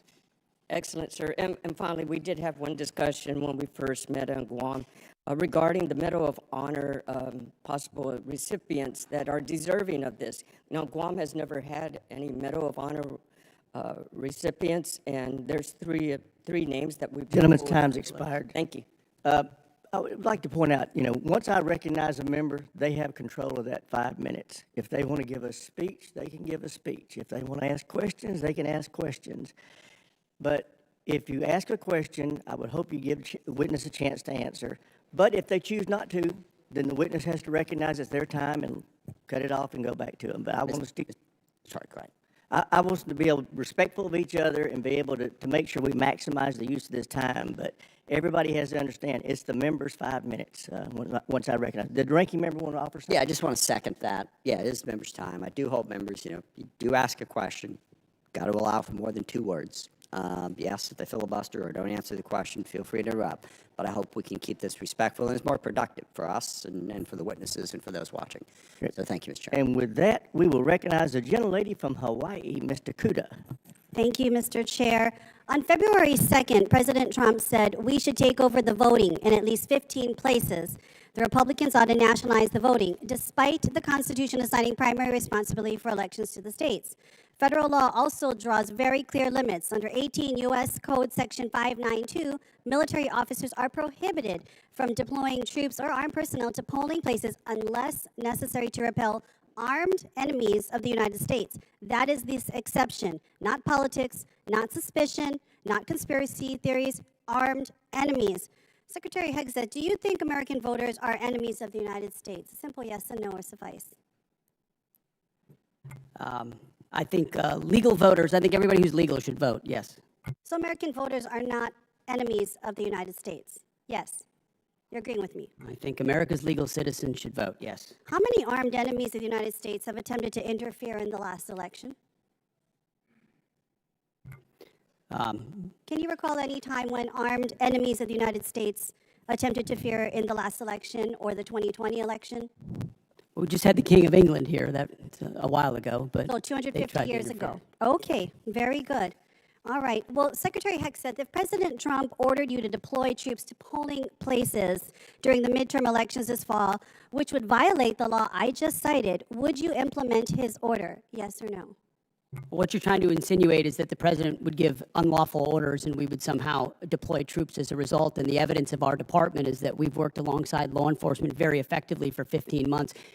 Los Angeles would have been on fire for the summer had we not come across I humbly disagree with that, but this is not a hypothetical situation that I'm inferring on. Your president in January of this year told the New York Times that he regretted not ordering the National Guard to seize voting machines in key states after the 2020 election. Last I heard from you, the last time we had any kind of armed enemies at any type of voting places was 250 years ago. We're talking 2020. So if the president, again I'm asking you, orders you to break election law, violate the Constitution and the law, would you follow the orders of the president, yes or no?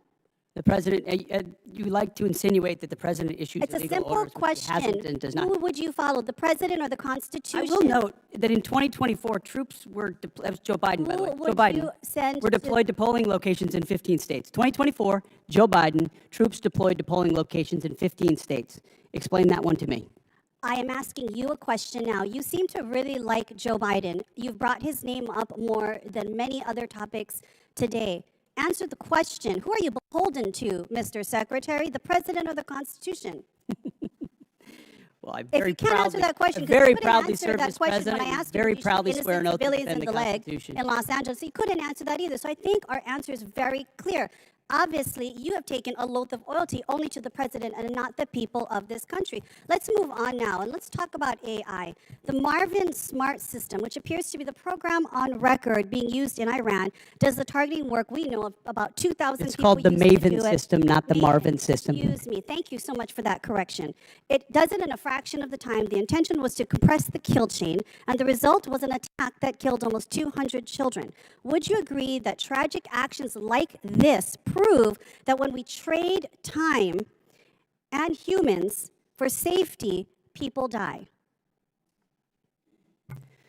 The Maven system is a very effective tool, and inside that we have very prescriptive processes by which we ensure as much precision as humanly possible in very complex battlefield So you environments. think we took every absolute effort to make sure that innocent civilians did not die in this attack? I know that there is no country on planet Earth that takes more measures to ensure that civilian harm or civilian casualties are minimized than the United States of America and this War Department, and that is a fact. Okay, and yet, Mr. Secretary, you eliminated the department's civilian harm reduction staff. You eliminated it for a country that makes great efforts to make sure human casualties are reduced or eliminated. Don't you think that that goes actually counter to what you just said? Would these children not still be alive if you had not eliminated all of these staff working within CENTCOM? We didn't eliminate them. We made sure that those things that they normally accomplish are at the field level, which they are, and all of these processes are in place Would you at not every agree level. that something clearly every has single failed, level. whether it's our implementation of AI, whether it's understanding our human dependence on AI? Would you not agree something failed because almost 200 children died in Iran as a result of our bombing? You're insinuating something where an investigation is not complete. Gentley's Thank you, Mr. time's Chair, I expired. yield Chair now recognizes the gentleman from Georgia, Dr. McCormick. Thank you, Mr. Chair. Gentlemen, I'm happy to have you here today and really excited about the things you've been able to accomplish. I'm going to summarize just sitting here for a few minutes, listening to everybody politicize what we've done.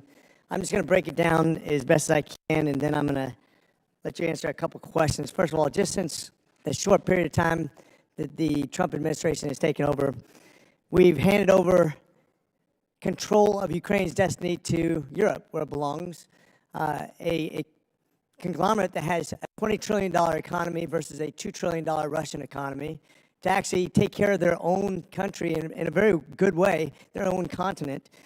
We've kept Iran, who has literally talked about raining down fire from heaven and talked about us being the great Satan, from becoming a nuclear power. We've reshaped the geopolitical space in the Persian Gulf. We've reestablished the Monroe Doctrine in the Western Hemisphere. We've basically executed two of the most amazing raids in history, almost flawlessly, that will be studied for a generation at least. We reduced senior administrative billets, thank you. We've defeated Iran with under $30 billion spent, with minimal civilian casualties compared to any other war. People forget that in World War II, in one night we lost 100,000 civilians, totally innocent, in firebombings. That's before we dropped the nuclear bombs. War is a horrible thing, but I think we've executed it as best as possible in a very hard and consequential environment. That's just to sum up a few things, not to mention the recruiting that went from dismal and really something that could have crippled our military to now a surplus just by a change in administration. That's pretty impressive for a short period of time. Thank you, and I commend you for your hardship, overcoming those hardships. A couple things that I wanted to get through. One thing is we talked about the Incentivized Saving Act, which is something I wanted to apply to all bureaucracies. But when I was in the military, as both an operational officer and a logistics officer for my squadrons and my jump places. We got to the end of the fiscal year. If we didn't spend it, what happens? We lose it, we get our budget shrink. Everybody knows that in the military. Everybody knows that in every bureaucracy in America. One of the things that I came up with is, at the end of the fiscal year, if you don't spend it, you don't have anything, we save 10% of our budget for emergencies like we're facing right now. If you don't spend it, instead of spending it, you actually can save half of it. 49% rolls over to the next year. 49% goes back to debt and deficit, 2% to reward the people for being good administrators of the money. I don't see any downside. This is the way that we reinvent government, the way we spend money. And I just thought, I wanted your opinion on something like that. I thought was thinking outside the box because I've seen waste, fraud, and abuse. We're trying to address that. This should be a bipartisan, bicameral approach to actually doing something right as we expand the budget, but also give us some wiggle room for putting money back and being good stewards of the people's money. What do you think about an idea like that? I very much like an idea like that, which creates all the right kinds of incentives. And I would just add, in addition to that, which is the type of thing our department would support, the deals that we're cutting with these private sector companies on munitions ensures they build the plants, they build the assembly lines, which is exactly the right kind of incentive. If you spend on facilities, you're going to make sure you make money on those facilities and the munitions that you produce. There's ownership in that stake. There's the right incentive. Overturning the entire way that the department does business. So I agree with that. We're pointing at the defense contractors that the president has and saying, you need to do your business differently. This is not a gravy train of the government. You need to you're beholden to us, actually. So I think the spirit of that is infused into everything we're doing at the department. And I think it's right in line with what you're talking about, running it more like a business where we have accountability and we're pointing in the right direction. We do have a lot of old programs that we need to update. One of the things you talked about is a 5 to 7 year period of time of updating. I think almost year by year now, it's going to be how we have to look at how we budget things and contract because the technologies are so dramatic, as General Caine pointed out. I know I'm running out of time real quickly, but I want to also revisit the fact that you are still invited down to University of North Georgia, one of the elite 8 schools. We're looking forward to PTing with you. Appreciate you guys being here today. God bless you, and God bless our military service members. With that, I yield. Sir, I got to say, this guy over my left shoulder is a University of North Georgia graduate. He doesn't want me to tell you that, but he is. The president would be very happy. The president of the university, he's great. President Shannon would be very happy to hear that. Gentleman's time is expired. Chair, I recognize the gentleman from North Carolina, Mr. Davis. Thank you, Mr. Chair. Also, thank you, Mr. Secretary, Chairman Caine, and Mr. Hurst. Shout out to Winterville. 13 U.S. service members killed, 13 families forever changed. 13 heroes who put the uniform on and paid the ultimate sacrifice. We owe remembrance, those families. I just want you to know we see you, we stand with you, we'll never forget. There are Gold Star families who are here today sitting in the room carrying the honor and remember flags. Remember the sacrifice. And when we do so, words can't fully capture it. April the 3rd, F-15E Strike Eagle pilots were rescued because we live by a simple promise. We do not leave anyone behind. The same spirit must be extended to those who are killed in action.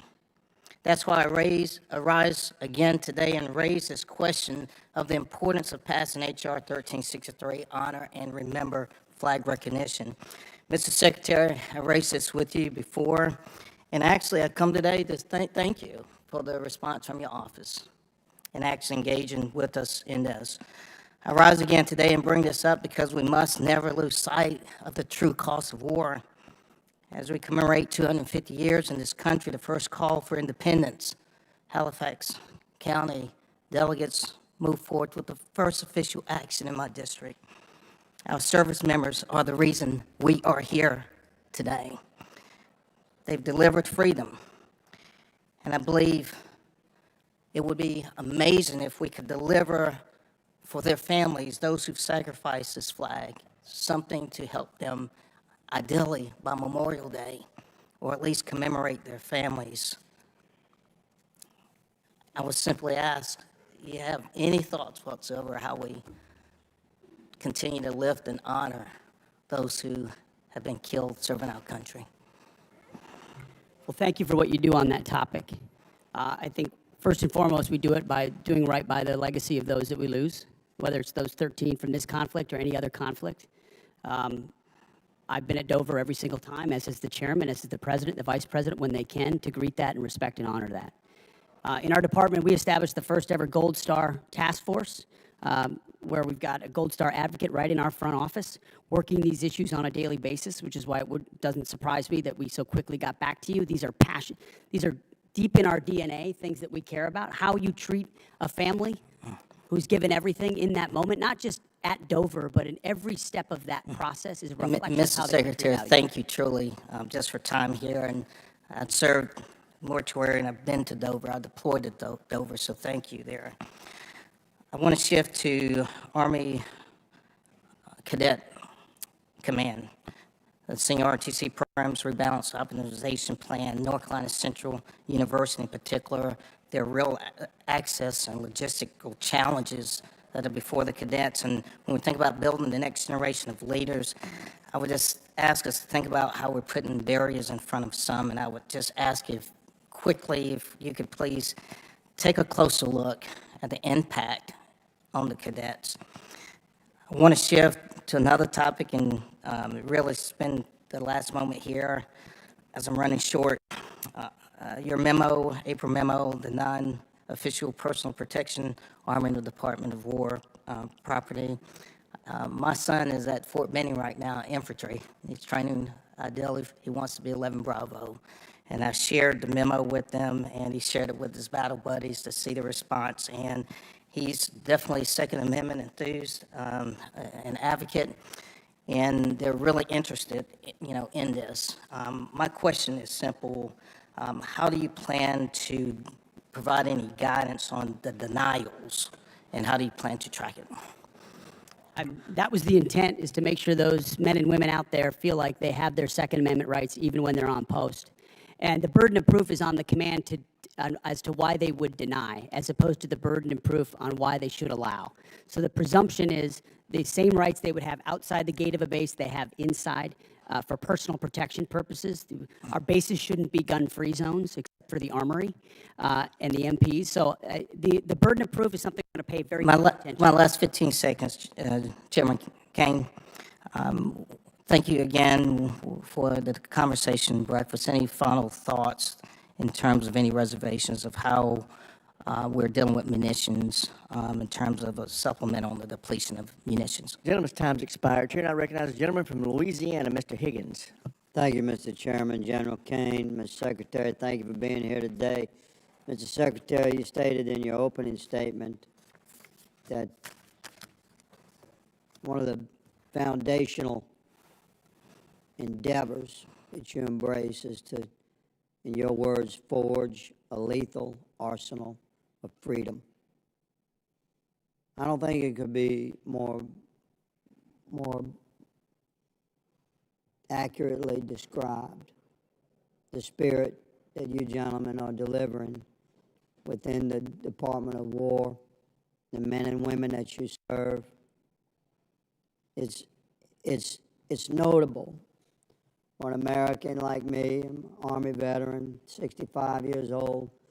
I don't believe in my lifetime I've witnessed this level of rebirth and hardcore focus that I'm witnessing out of the Pentagon right now. And I just commend you for driving that. And please know that you have a great deal of support, not just in this body and on this committee, but across the country. Regular Americans that have served or have families that have served have taken note. General, you said in your opening statement that if called upon, we win our wars around the world. Those are your words. And we're going to make certain through this committee that you have the support, the equipment, and the funding that you need to, if called upon, win wars across the world. But we expect a lot out of you, gentlemen. We expect you to liberate and secure the entire Western Hemisphere. One of my colleagues across the aisle stated that in a negative way. Let me flip it to positive. We absolutely do expect you to liberate and secure the entire Western Hemisphere. We expect you to drive Iran to its knees and free the world of the Iranian terrorist threat. We expect you to leverage NATO into an indomitable force. We expect you to set China back on its heels worldwide. We expect you to drive peace and stability through the projection of military power. We expect you to secure the transit of affordable, transportable American energy product as the indisputable cornerstone of economic prosperity for every allied nation. That's a lot of expectations. And what you gentlemen have laid out today, as you've answered questions, solid, you've made it clear that that's the path we're on. And I support you. My Democrat colleagues have made it clear today that after careful study and thorough research of world history, they've come to the conclusion that soldiers, sailors, airmen, and Marines are far safer if they're never deployed into conflict. You've made it very clear that you take your business seriously, and we support you. I certainly do. Mr. Secretary, in consultation with your staff, reflective of your goals and your mission and your stated intentions, in consultation with your staff and personnel and readiness, I propose legislation to codify your guidance that combat fitness standards must be rigorous with no separate scoring scales, adjusted standards or accommodations, but there to be only a single uncompromising standard, not to exclude any American from any opportunity, but to ensure we have the best, most capable Americans in the most critical positions. Would you welcome this body making your guidance into law in the NDAA? I would welcome, Congressman. Thank you, Mr. Secretary, for clarifying that. A question about Iran, and I'll give you the final 30 seconds to answer.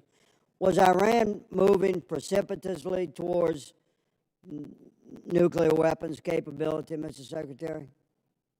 Even after the obliteration of Midnight Hammer, what was clear is that the intention of Iran remained in the pursuit of nuclear weapons. And after, as hard as they were hit by Israel, it created an opportunity to get rid of the conventional shield. That's why we talked about missile production and the Navy and the defense industrial base, to set them back from blackmailing the region and the world in pursuit of nuclear weapons, because we understood how much they could continue to pursue them.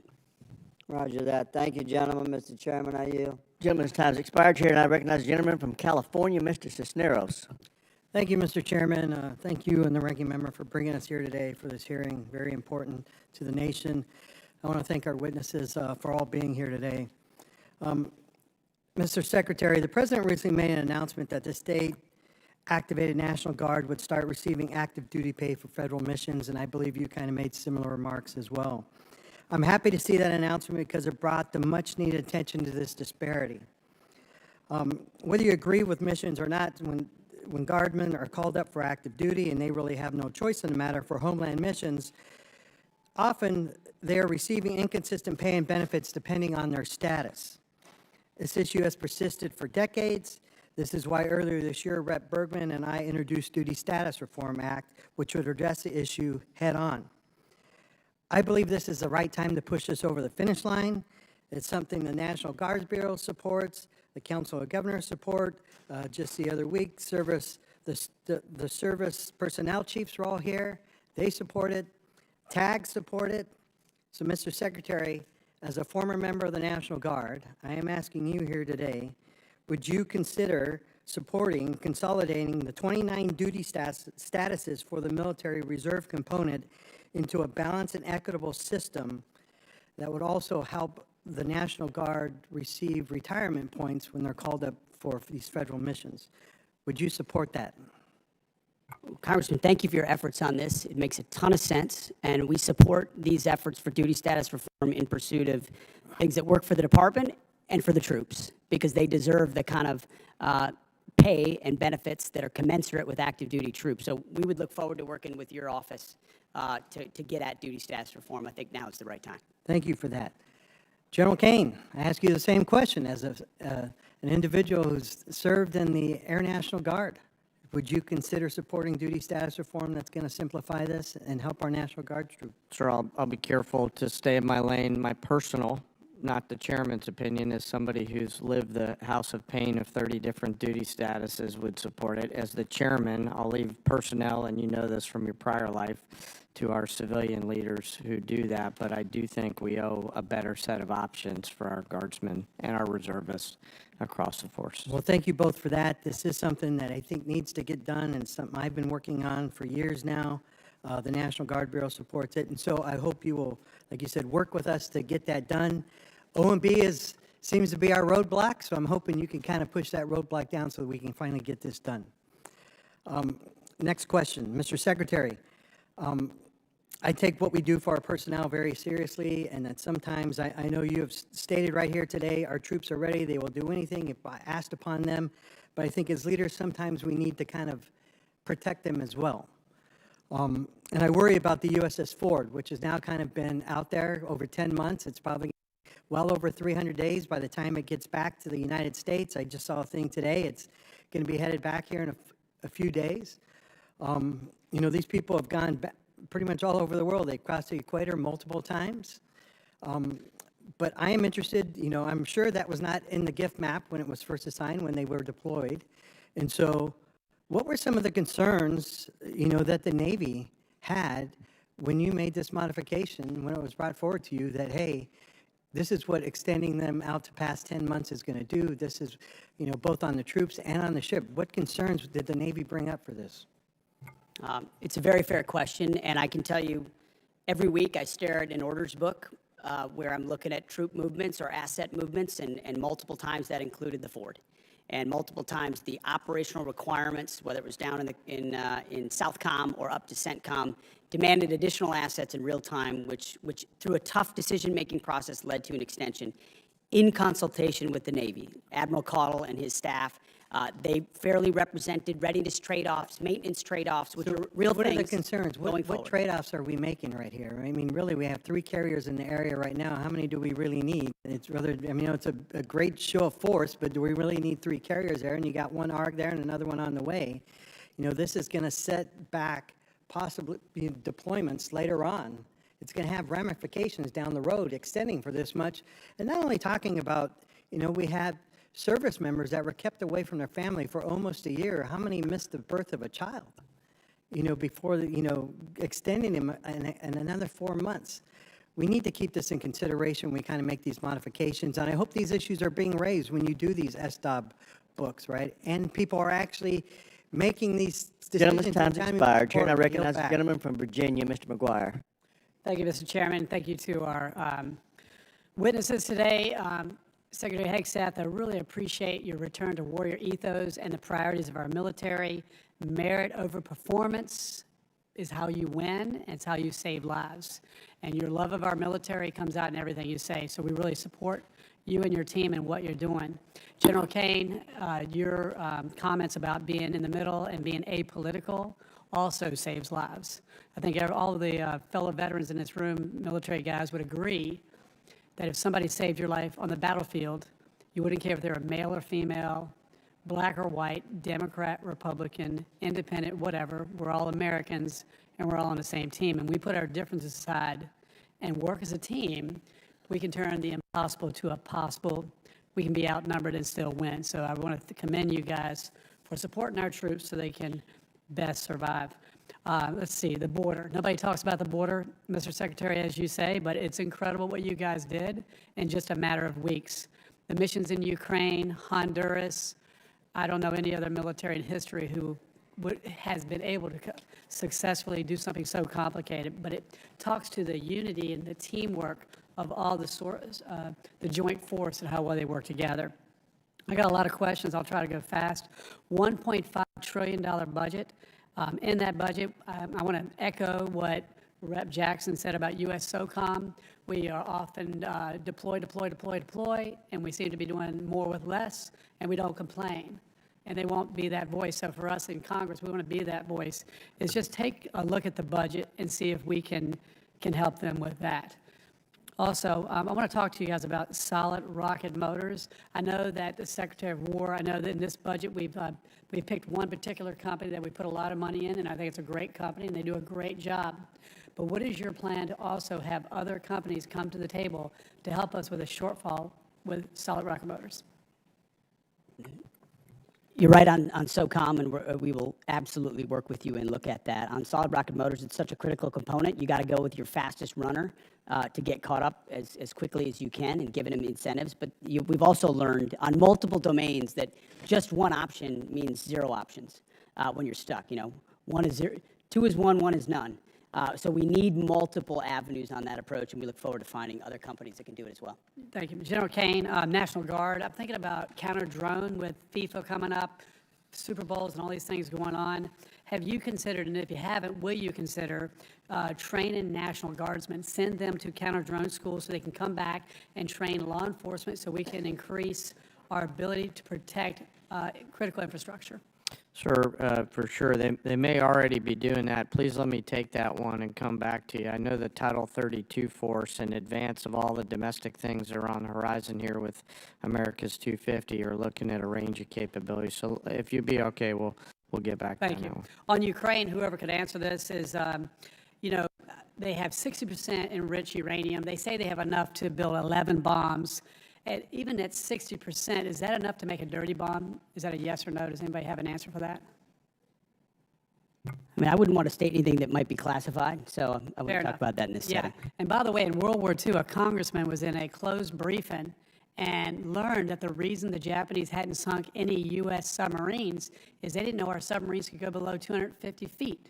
So he went out to the media and told them that, and we started losing submarines and losing American sailors. So a lesson for all of us in Congress, be careful how we, so thank you for considering that.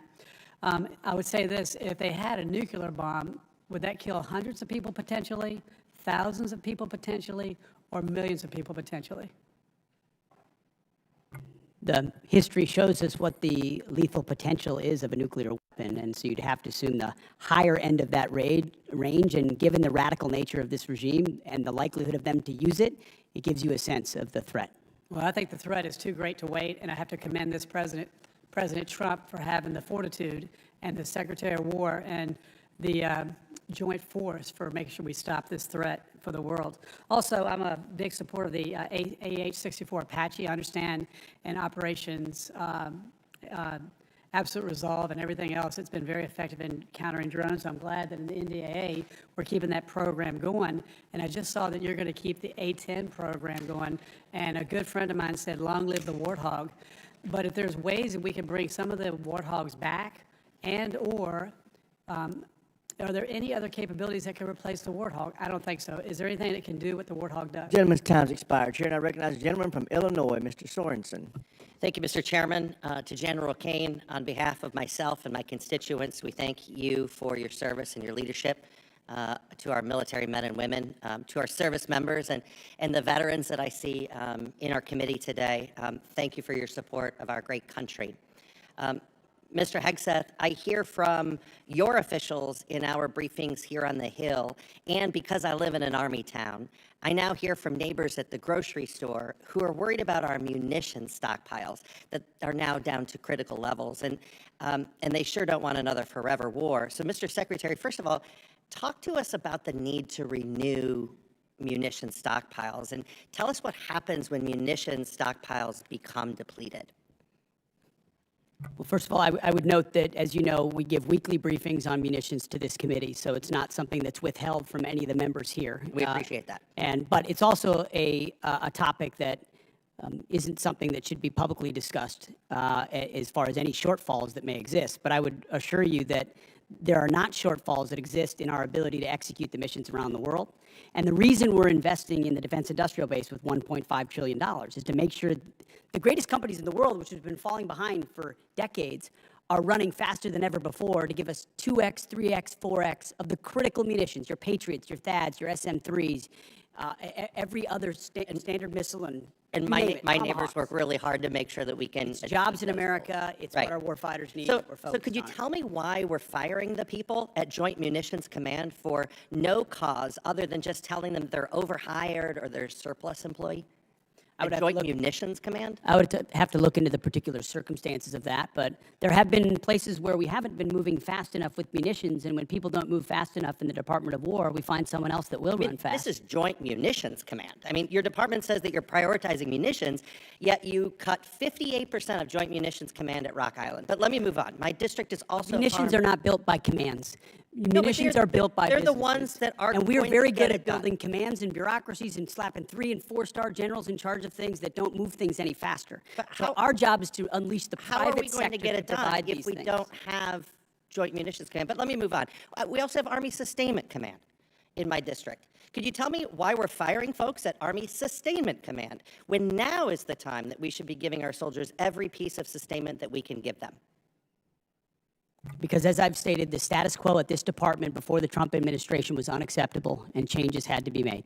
Do you think it's acceptable to fire veterans from jobs where they've been, I talk to my neighbors at the Arsenal, and they've worked there 20, 30 years on top of their service to this country, and they're doing it exemplary.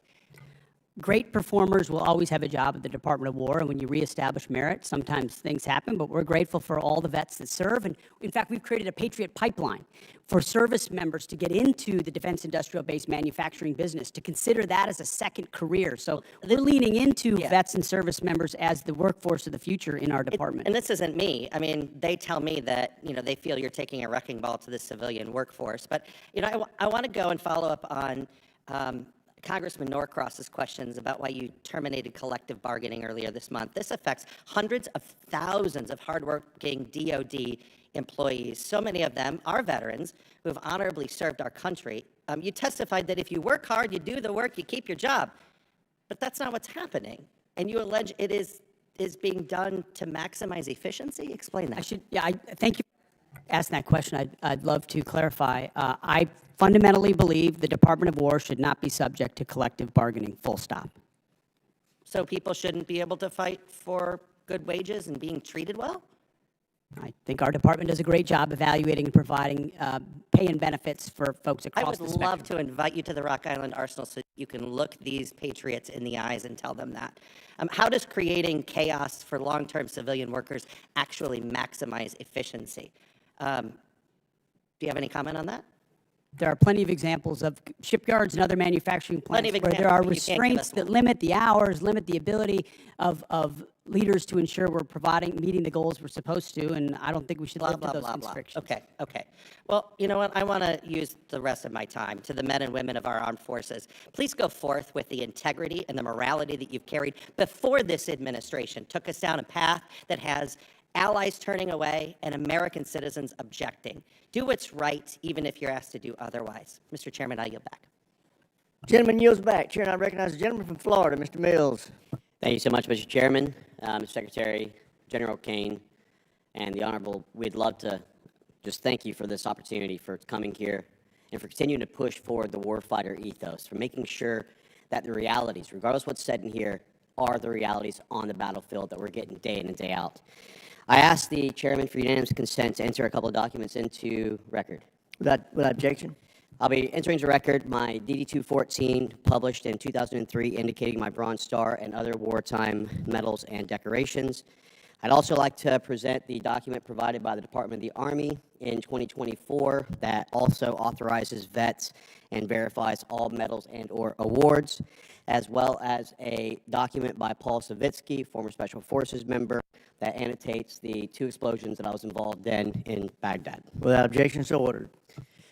Mr. Secretary, as you know, you're pretty familiar with the ideas of slander, defamation, and attack on character. So I apologize for having to take that moment to be able to go ahead and correct the record, but it was necessary. I would also note that my OMPF file that was FOIA'd by the Department of the Army, or that was FOIA'd, was actually released by the Department of the Army the same day as yours was. So everything is sitting on the actual website itself if people aren't too lazy to look at it. Secretary Hegseth, thank you for your testimony and for the time that you have here today.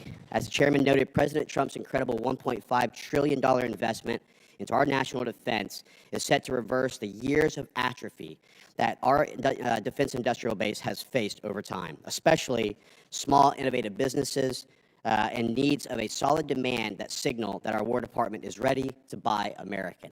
I witnessed myself as I was with you in Merritt Island, Florida, as we went on the Arsenal tour, and unfortunately I didn't get to do the cool things like fly in a jet really quick and buzz around while we were all actually doing hard work here. But I wanted to just say, Mr. Secretary, that can you detail for us how the Department of War has eased the path for American small businesses to contract with the department? Well, Congressman, thank you for the question. That has been core to our mission, is the recognition that we have a problem at the department, previously the Department of Defense and now the Department of War, and that problem is us. That problem is our bureaucracy, our process that is meant to block out new competitors and protect existing primes. And there are great primes that provide great products, and we continue to support them. But to build an arsenal of freedom, you need more than just 5 or more than just 6. You need an entire network of small, medium, and large companies contributing to the U.S. manufacturing and supply base, delivering weapons ahead of schedule and under budget, that don't only have defense business, but also commercial business. And when we need something, can move quickly and adapt accordingly because there are multiple options. So our acquisitions transformation, a speech and memo and directive we rolled out on that, the Arsenal of Freedom tour, going out there with the hard hats and saying, you are part of the workforce, you have the backs of our warriors, just changing the entire dynamic to say, you shouldn't have to sue the department in order to get a contract with the department.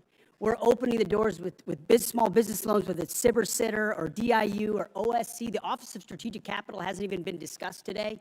$20 billion that gets levered into $200 billion so that companies can invest in ways they otherwise wouldn't have the capital to do, and it's not on our balance sheet. So we've got businessmen, the Deputy Secretary of War, who should be deemed a national asset for what he understands and how he works. We're opening the aperture of our department in historic ways, and I think I know our manufacturing base is going to see the benefit from it. Thank you so much. I also want to thank you for your due diligence in making sure that task force audit will come forward, and we will see the Department of War for the first time in 2028 with a clean audit, something that the previous administration was never able to do, and many before that. I believe it was 28 years, if I'm not mistaken, Mr. Secretary, since we've had a clean audit. That is right, and this is not a thing we just announced. We've been doing it for 15 months. Jay's been integrally involved. We just launched a joint task force audit. We are going to pass an audit as a department by 2028 because the taxpayers... And this is why we're so honored to have you as our Secretary of War, and General Caine. We're honored to have you as well, leading our forces. Mr. Secretary, with the last few seconds I have, from ships to bombs to bullets, our industrial base is in dire need of support. Even as these defense markers are strengthened, as a former small business owner, I understand how bottlenecks can hold up good contracts and move from the speed at which we need for our warfighters. Mr. Secretary, can you detail how the department has moved to promote diversity in our defense industrial base? Well, if you will, can we submit for record? Sorry, every aspect is opening it up to provide as much running room for new entrants as possible. Thank you so much, Mr. Chairman. I appreciate it. For that, I yield back. Chair, and I recognize the gentleman from New Mexico, Mr. Vasquez. Thank you, Mr. Chairman, and thank you to our witnesses for being here today. You're here before us requesting $1.5 trillion for the Defense Department, the largest one-year increase since World War II. While I will recognize that your budget does include increases for pay and quality of life, these increases are outweighed by the rising cost of living and the department's ongoing failures on child care, education, medical care, and other quality of life factors. Just like other families, the soaring cost of gas, groceries, housing, and child care have left military families underwater. Yet the department continues to put other priorities, like a $25 billion war of choice in Iran, and just lately, photo ops with Kid Rock, ahead of improving the lives of our troops and their families. It's deeply troubling to me that the department received a historic $1 trillion last year, including $9 billion under H.R. 1 for improving troops' quality of life, but the New Mexican service members that I have talked to are still living in barracks that are at capacity, sending their kids to run-down schools and lack access to on-base child care. Here's an example. During my most recent visit to White Sands Missile Range, I saw severely aging on-base infrastructure, specifically an elementary school that is in need of a complete rebuild. Secretary Hegseth, last fall you said that quality of life for our warriors is a critical component of reviving the warrior ethos. In a video you posted to social media last November, you said that the places where our warfighters reside need to be safe, comfortable, and clean. And in your opening statement today, you said quality of life is front and center in this budget.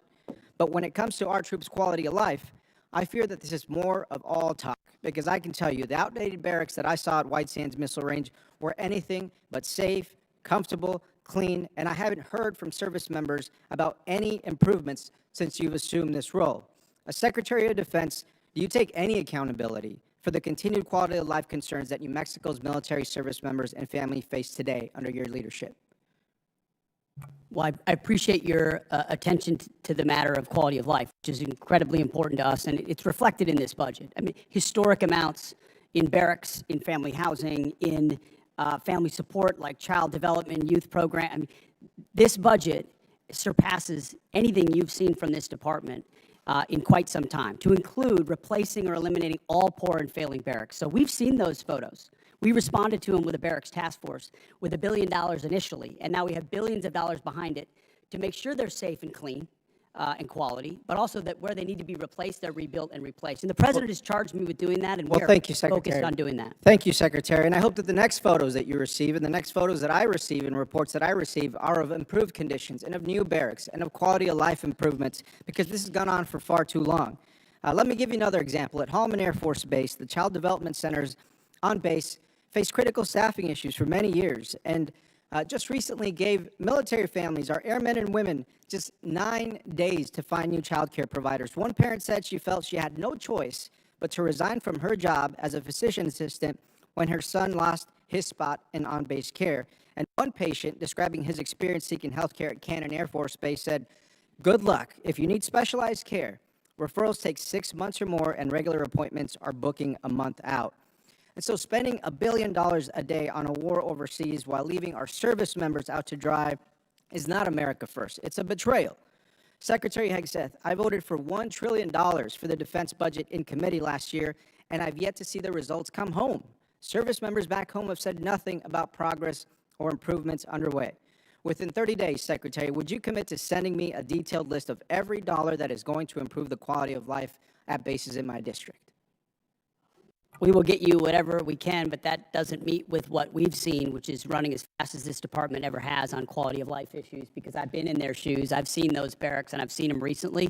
And it may not have happened under this administration, but this administration is going to fix it. And ultimately, this budget reflects that kind of priority across the board. Well, thank you, Secretary. And I will just suggest that it needs to run faster. It needs to run at the speed of light. It needs to cross time travel. I don't care what it takes, but it's gone on for far too long. And so I appreciate your attention to this issue, but we have got to get it done, and we cannot be here again next year discussing the improvements that haven't been done despite what's in the budget today. And so let me be clear that these issues have persisted for years under both administrations on both sides of the aisle. The department has received billions of taxpayer dollars as this committee has continued to work in a bipartisan fashion to support our troops and their families. And at a time when cost of living is the top issue for families, including those who serve, the department is in the position to address these costs of housing, child care, groceries, and other needs. I hope the department chooses to do that. Thank you, Chairman. I yield back. Gentleman yields back. Chair, now recognize the gentleman from Texas, Mr. Gooden. Thank you, Mr. Chairman, and thank you, Secretary, for being here and the work you're doing. Over the past decade, Bitcoin has evolved from a fringe asset into a matter of national security. Iran has demanded Bitcoin as a toll for transit through the Strait of Hormuz. North Korean cyber actors have leveraged it in ransomware campaigns, and China is believed to be stockpiling substantial holdings as part of a strategic reserve. Just last week, Indo-PACOM Commander Admiral Paparo stated that Bitcoin has direct implications for power projection, and he noted that Indo-PACOM is operating a node on the Bitcoin network in furtherance of that mission. Secretary, do you share the opinion that Bitcoin is a tool to project power, and are there any department-wide initiatives to ensure the U.S. secures a strategic advantage in Bitcoin and combats China's digital authoritarianism? I guess my short answer would be yes and yes. Long an enthusiast of Bitcoin and crypto potential, and a lot of the things we're doing enabling it or defeating it are classified efforts that are ongoing inside our department, which do provide us a lot of leverage in a lot of different scenarios. I appreciate that, and I share your views. I thank you for that. I also wanted an update with our operations in Qatar. How are those going since the Iran war, and how has Qatar been as a partner to work with over these last few months? I think it's fair to say that the Gulf states, to include Qatar, have done a nice job integrating on air defenses specifically, and then providing access basing and overflight. Qatar being one of them, UAE, Saudi, Kuwait, Bahrain. They've lived the threat of Iran. There's some complicated aspects with Qatar, but ultimately they've provided support to what we need in the theater. I appreciate that. I also appreciate the job that our men and women are doing there at that base. I realize they're going through a lot. We really appreciate the work you do, and I'll yield back to you, Mr. Chairman. Chair, I recognize the gentlelady from New Hampshire, Ms. Goodlander. I want to thank our witnesses for being here today, and I want to begin by getting right to it, since my time is limited, on this $1.5 trillion budget request. Mr. Hegseth, you testified last year and you testified again today that you will be accountable for every American taxpayer dollar that comes to the department, where it goes and why. That's really important since, as it's been pointed out, the department has failed 8 audits. The department remains on GAO's high-risk list. The Inspector General just last year alone identified billions of dollars that could have been put to better use, and in questioned costs, that is spending that raised red flags. So this is a crisis right now in accountability of where the dollars of the American taxpayers who are in the middle of a cost crisis, where this money is going. I want to ask about your war in Iran. And Mr. Hurst, you testified earlier today that $25 billion has been spent to date. I just want to clarify that that is money, that taxpayer dollars that have been spent already in this war. $25 just reflects the costs of the war, right? So we've already spent the dollars on munitions and things like that. So we're factoring in cost of munitions expended into that total. So how much of that has gone towards munitions? Does that include the munitions that have been spent to date? Yeah, that reflects the munitions that have been spent to date and other operational costs. Can you give us a breakdown of what those costs are? We'll work to get you guys a product that has a detailed breakdown of those costs. Yeah, my concern here is, Mr. Hegseth, you've testified repeatedly that you're going to be accountable for each and every American taxpayer dollar that you spend, that you're going to be accountable for the rationale. Here we are 60 days in to your war of choice in Iran, and you can't give us an answer on a breakdown of the basic breakdown of American taxpayer dollars that have been spent in your war of choice? That's a question for Mr. Hurst. Right now, as you sit here now, you We're cannot... happy to give you a breakdown. We'll provide you a product after this hearing. Well, I would love for you to give us this breakdown now and explain to us, was this unbudgeted costs, or was this something the department planned for in advance, since you were appropriated $1 trillion last year? The department deals with contingency operations all the time within its normal budget. So this was not budgeted for. My point here is, you know, and General Caine, you've testified to this. We all understand, for you to do your jobs, you need Congress to pass budgets. For us to do our jobs, we need you to give us the details and to be accountable to American taxpayers.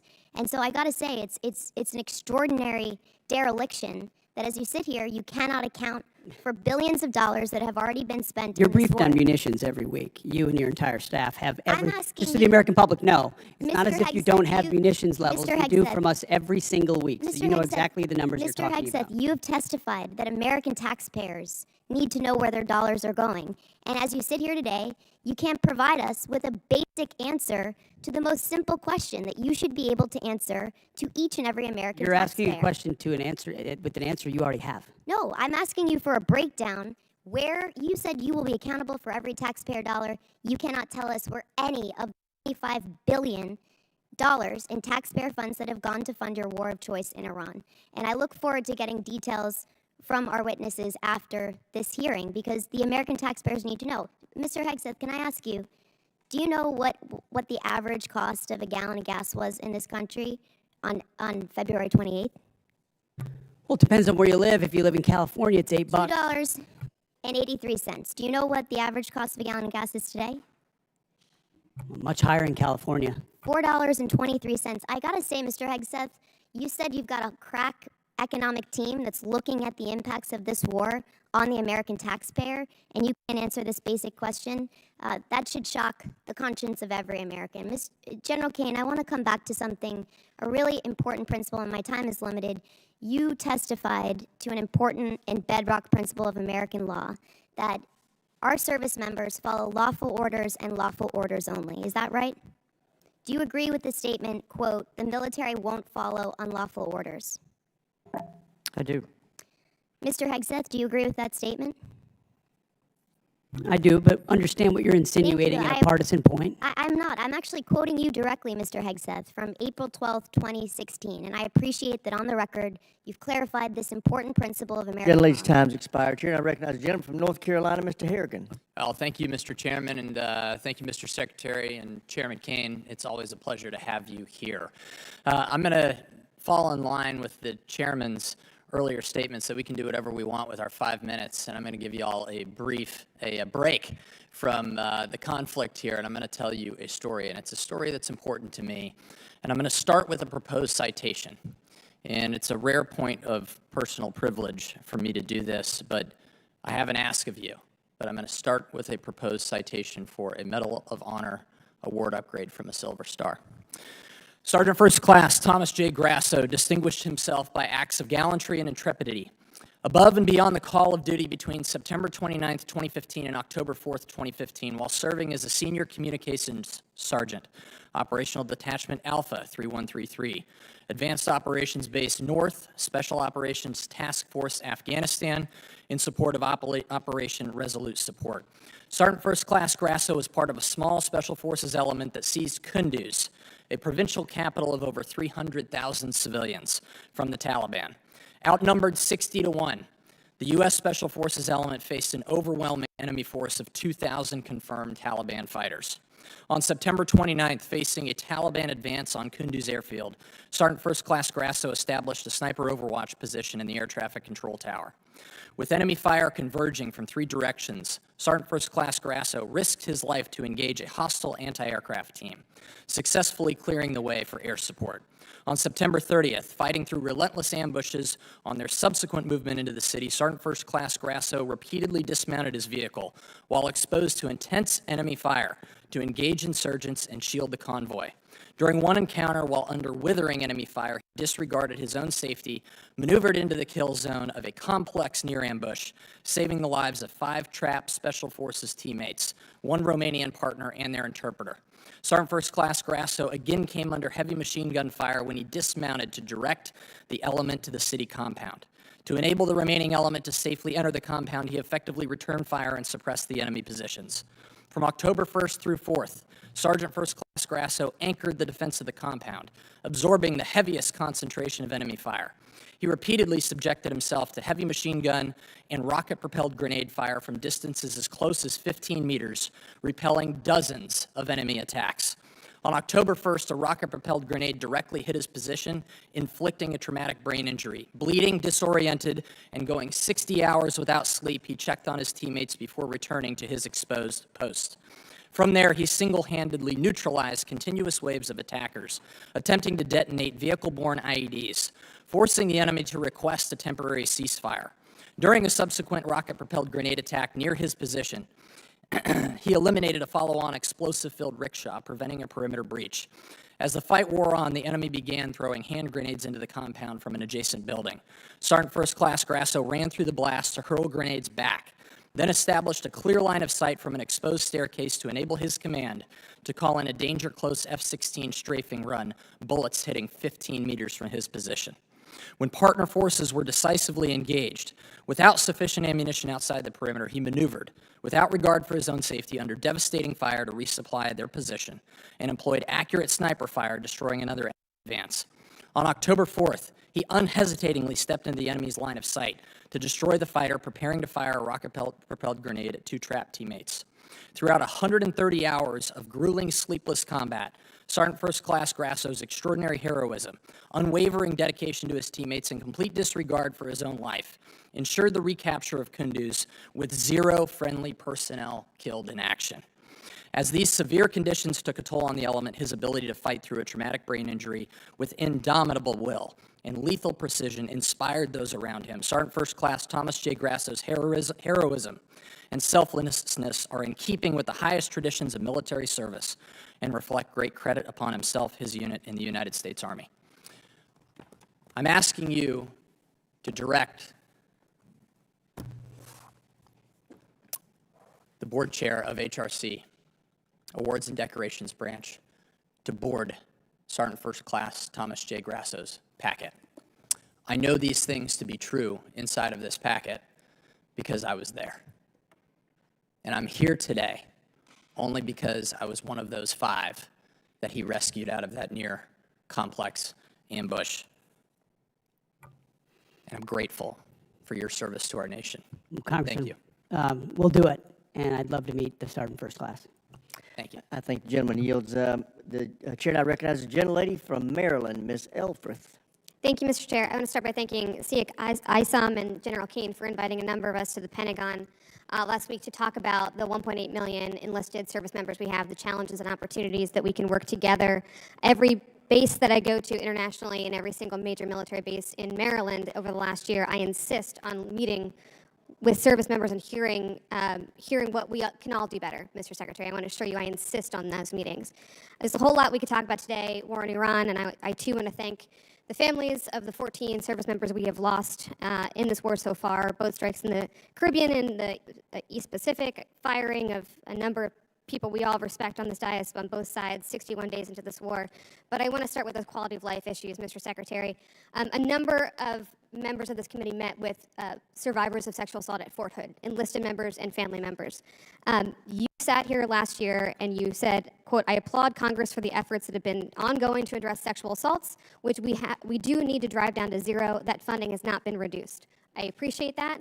But the budget we have before us is level funded from last year, which you would agree is a realized cut year over year. So I want to give you the opportunity to talk about how you're still going to drive those sexual assault numbers down to zero via flat funding.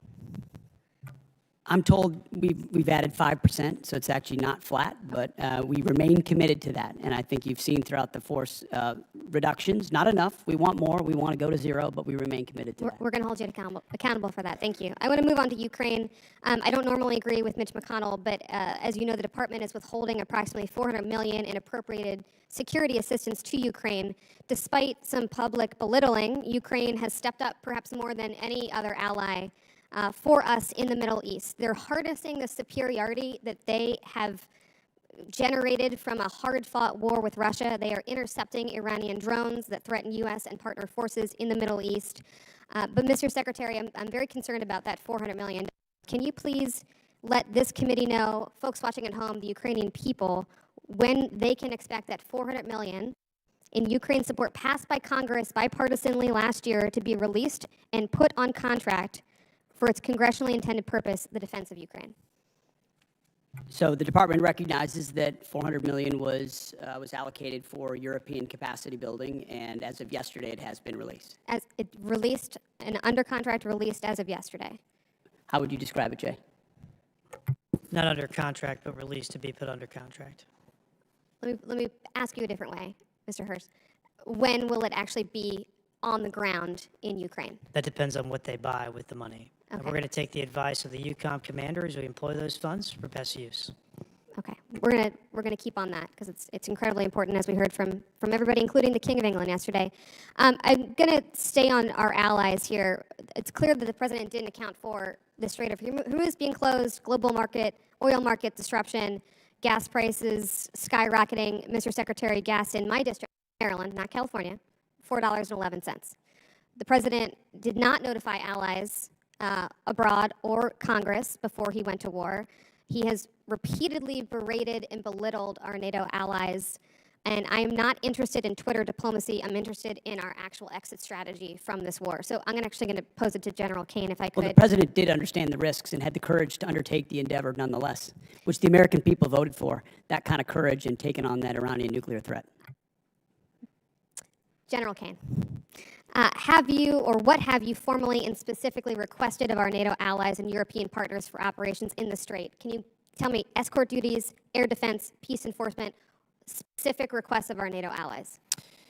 Both us and state have reached out through a variety of mechanisms to pulse our international partners, not just in Europe, but in the Pacific as well, to see what capabilities could be brought to bear down there, as this is largely this is largely a we don't move much trade through there. I'll defer to energy, commerce, and treasury to But we've been comment on. specific with our allies about what we need. We have. Okay.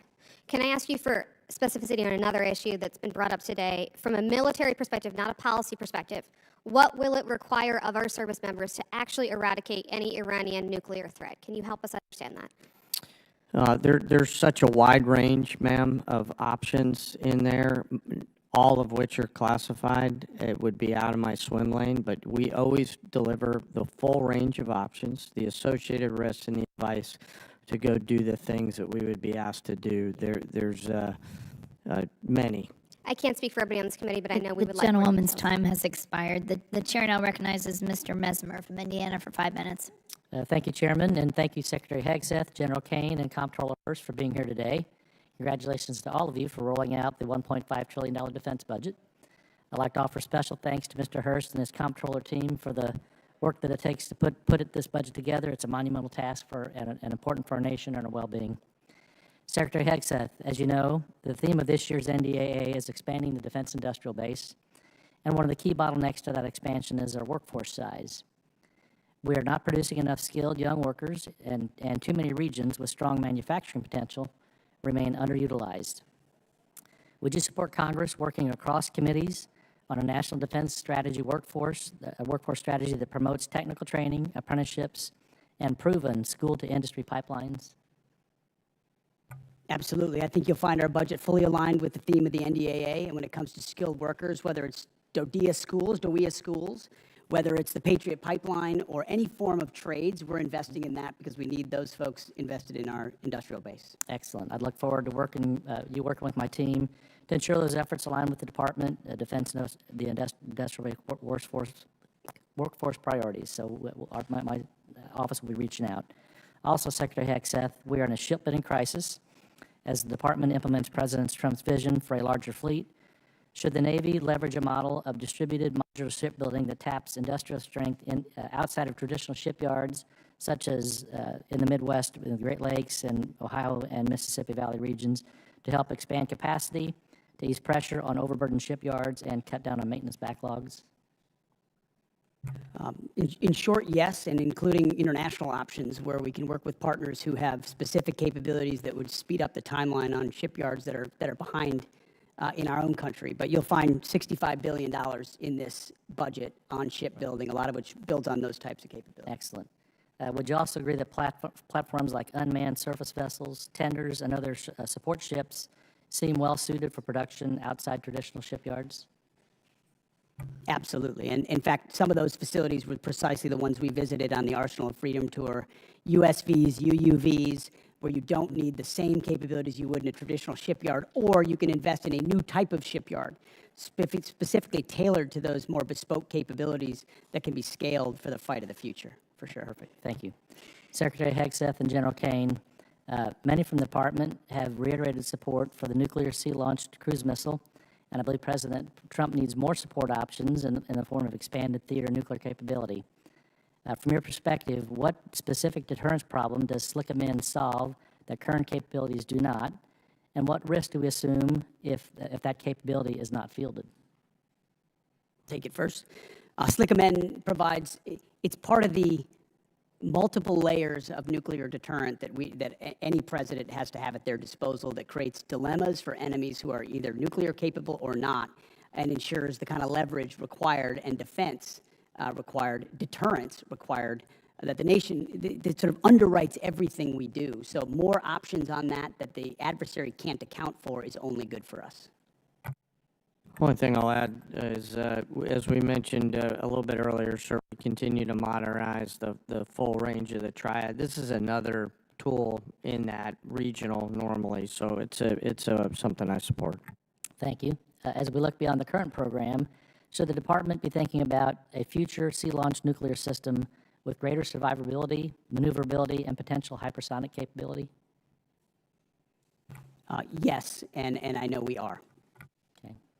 Thank you. Secretary Hegseth and General Caine, one of the major bottlenecks in expanding the defense industrial base is test range access. Companies are waiting too long for range time, and that slows fielding at speed modern conflict demands. What is the department doing to expand and modernize the testing architecture? $5.2 billion worth of investment, but I'll tell you, when we sit with industry, and I simply ask the question, what can we do for you? How do we empower you? Test ranges come up almost every single time, and the limits and the timeline limits they create. So we're trying to blow that open and create a lot more options for them. Okay. Thank you. Secretary Hegseth and General Caine, I'd like to extend an invitation for both of you to come and visit Naval Surface Warfare Center Crane and see what a great work is being done in Southwest Indiana to support the warfighter and ensure our military edge. And with that, I'll close and surrender the rest of my time. The chair now recognizes Mr. Whitesides from California for 5 minutes. Thank you, Chairwoman. Secretary Hegseth, General Caine, Mr. Hurst, thank you for testifying today and for your service to the nation. Over the past few weeks, military and civilian leaders of many of the DoD components have testified about their FY27 posture. We appreciate their professionalism and their service to the country and the time that they've spent to testify before us. I want to start with Mr. Hurst. Mr. Hurst, you testified at the beginning of this that you said that the estimated cost of the war is about $25 billion. In March, you stated that the first week of the war cost $11 billion. So is it right to say that the following 7 weeks have cost about $14 billion total, or $2 billion per week? Yeah, the most intense phase of the conflict was obviously the beginning. That's when most munitions were used. Okay. And that's the base expense from the war. Right. So that you also said just now that the $25 billion includes the cost of the munitions deployed. Is that right? This question is for the CFO, sir. Yeah. That's correct. Okay, so I guess I'm confused then.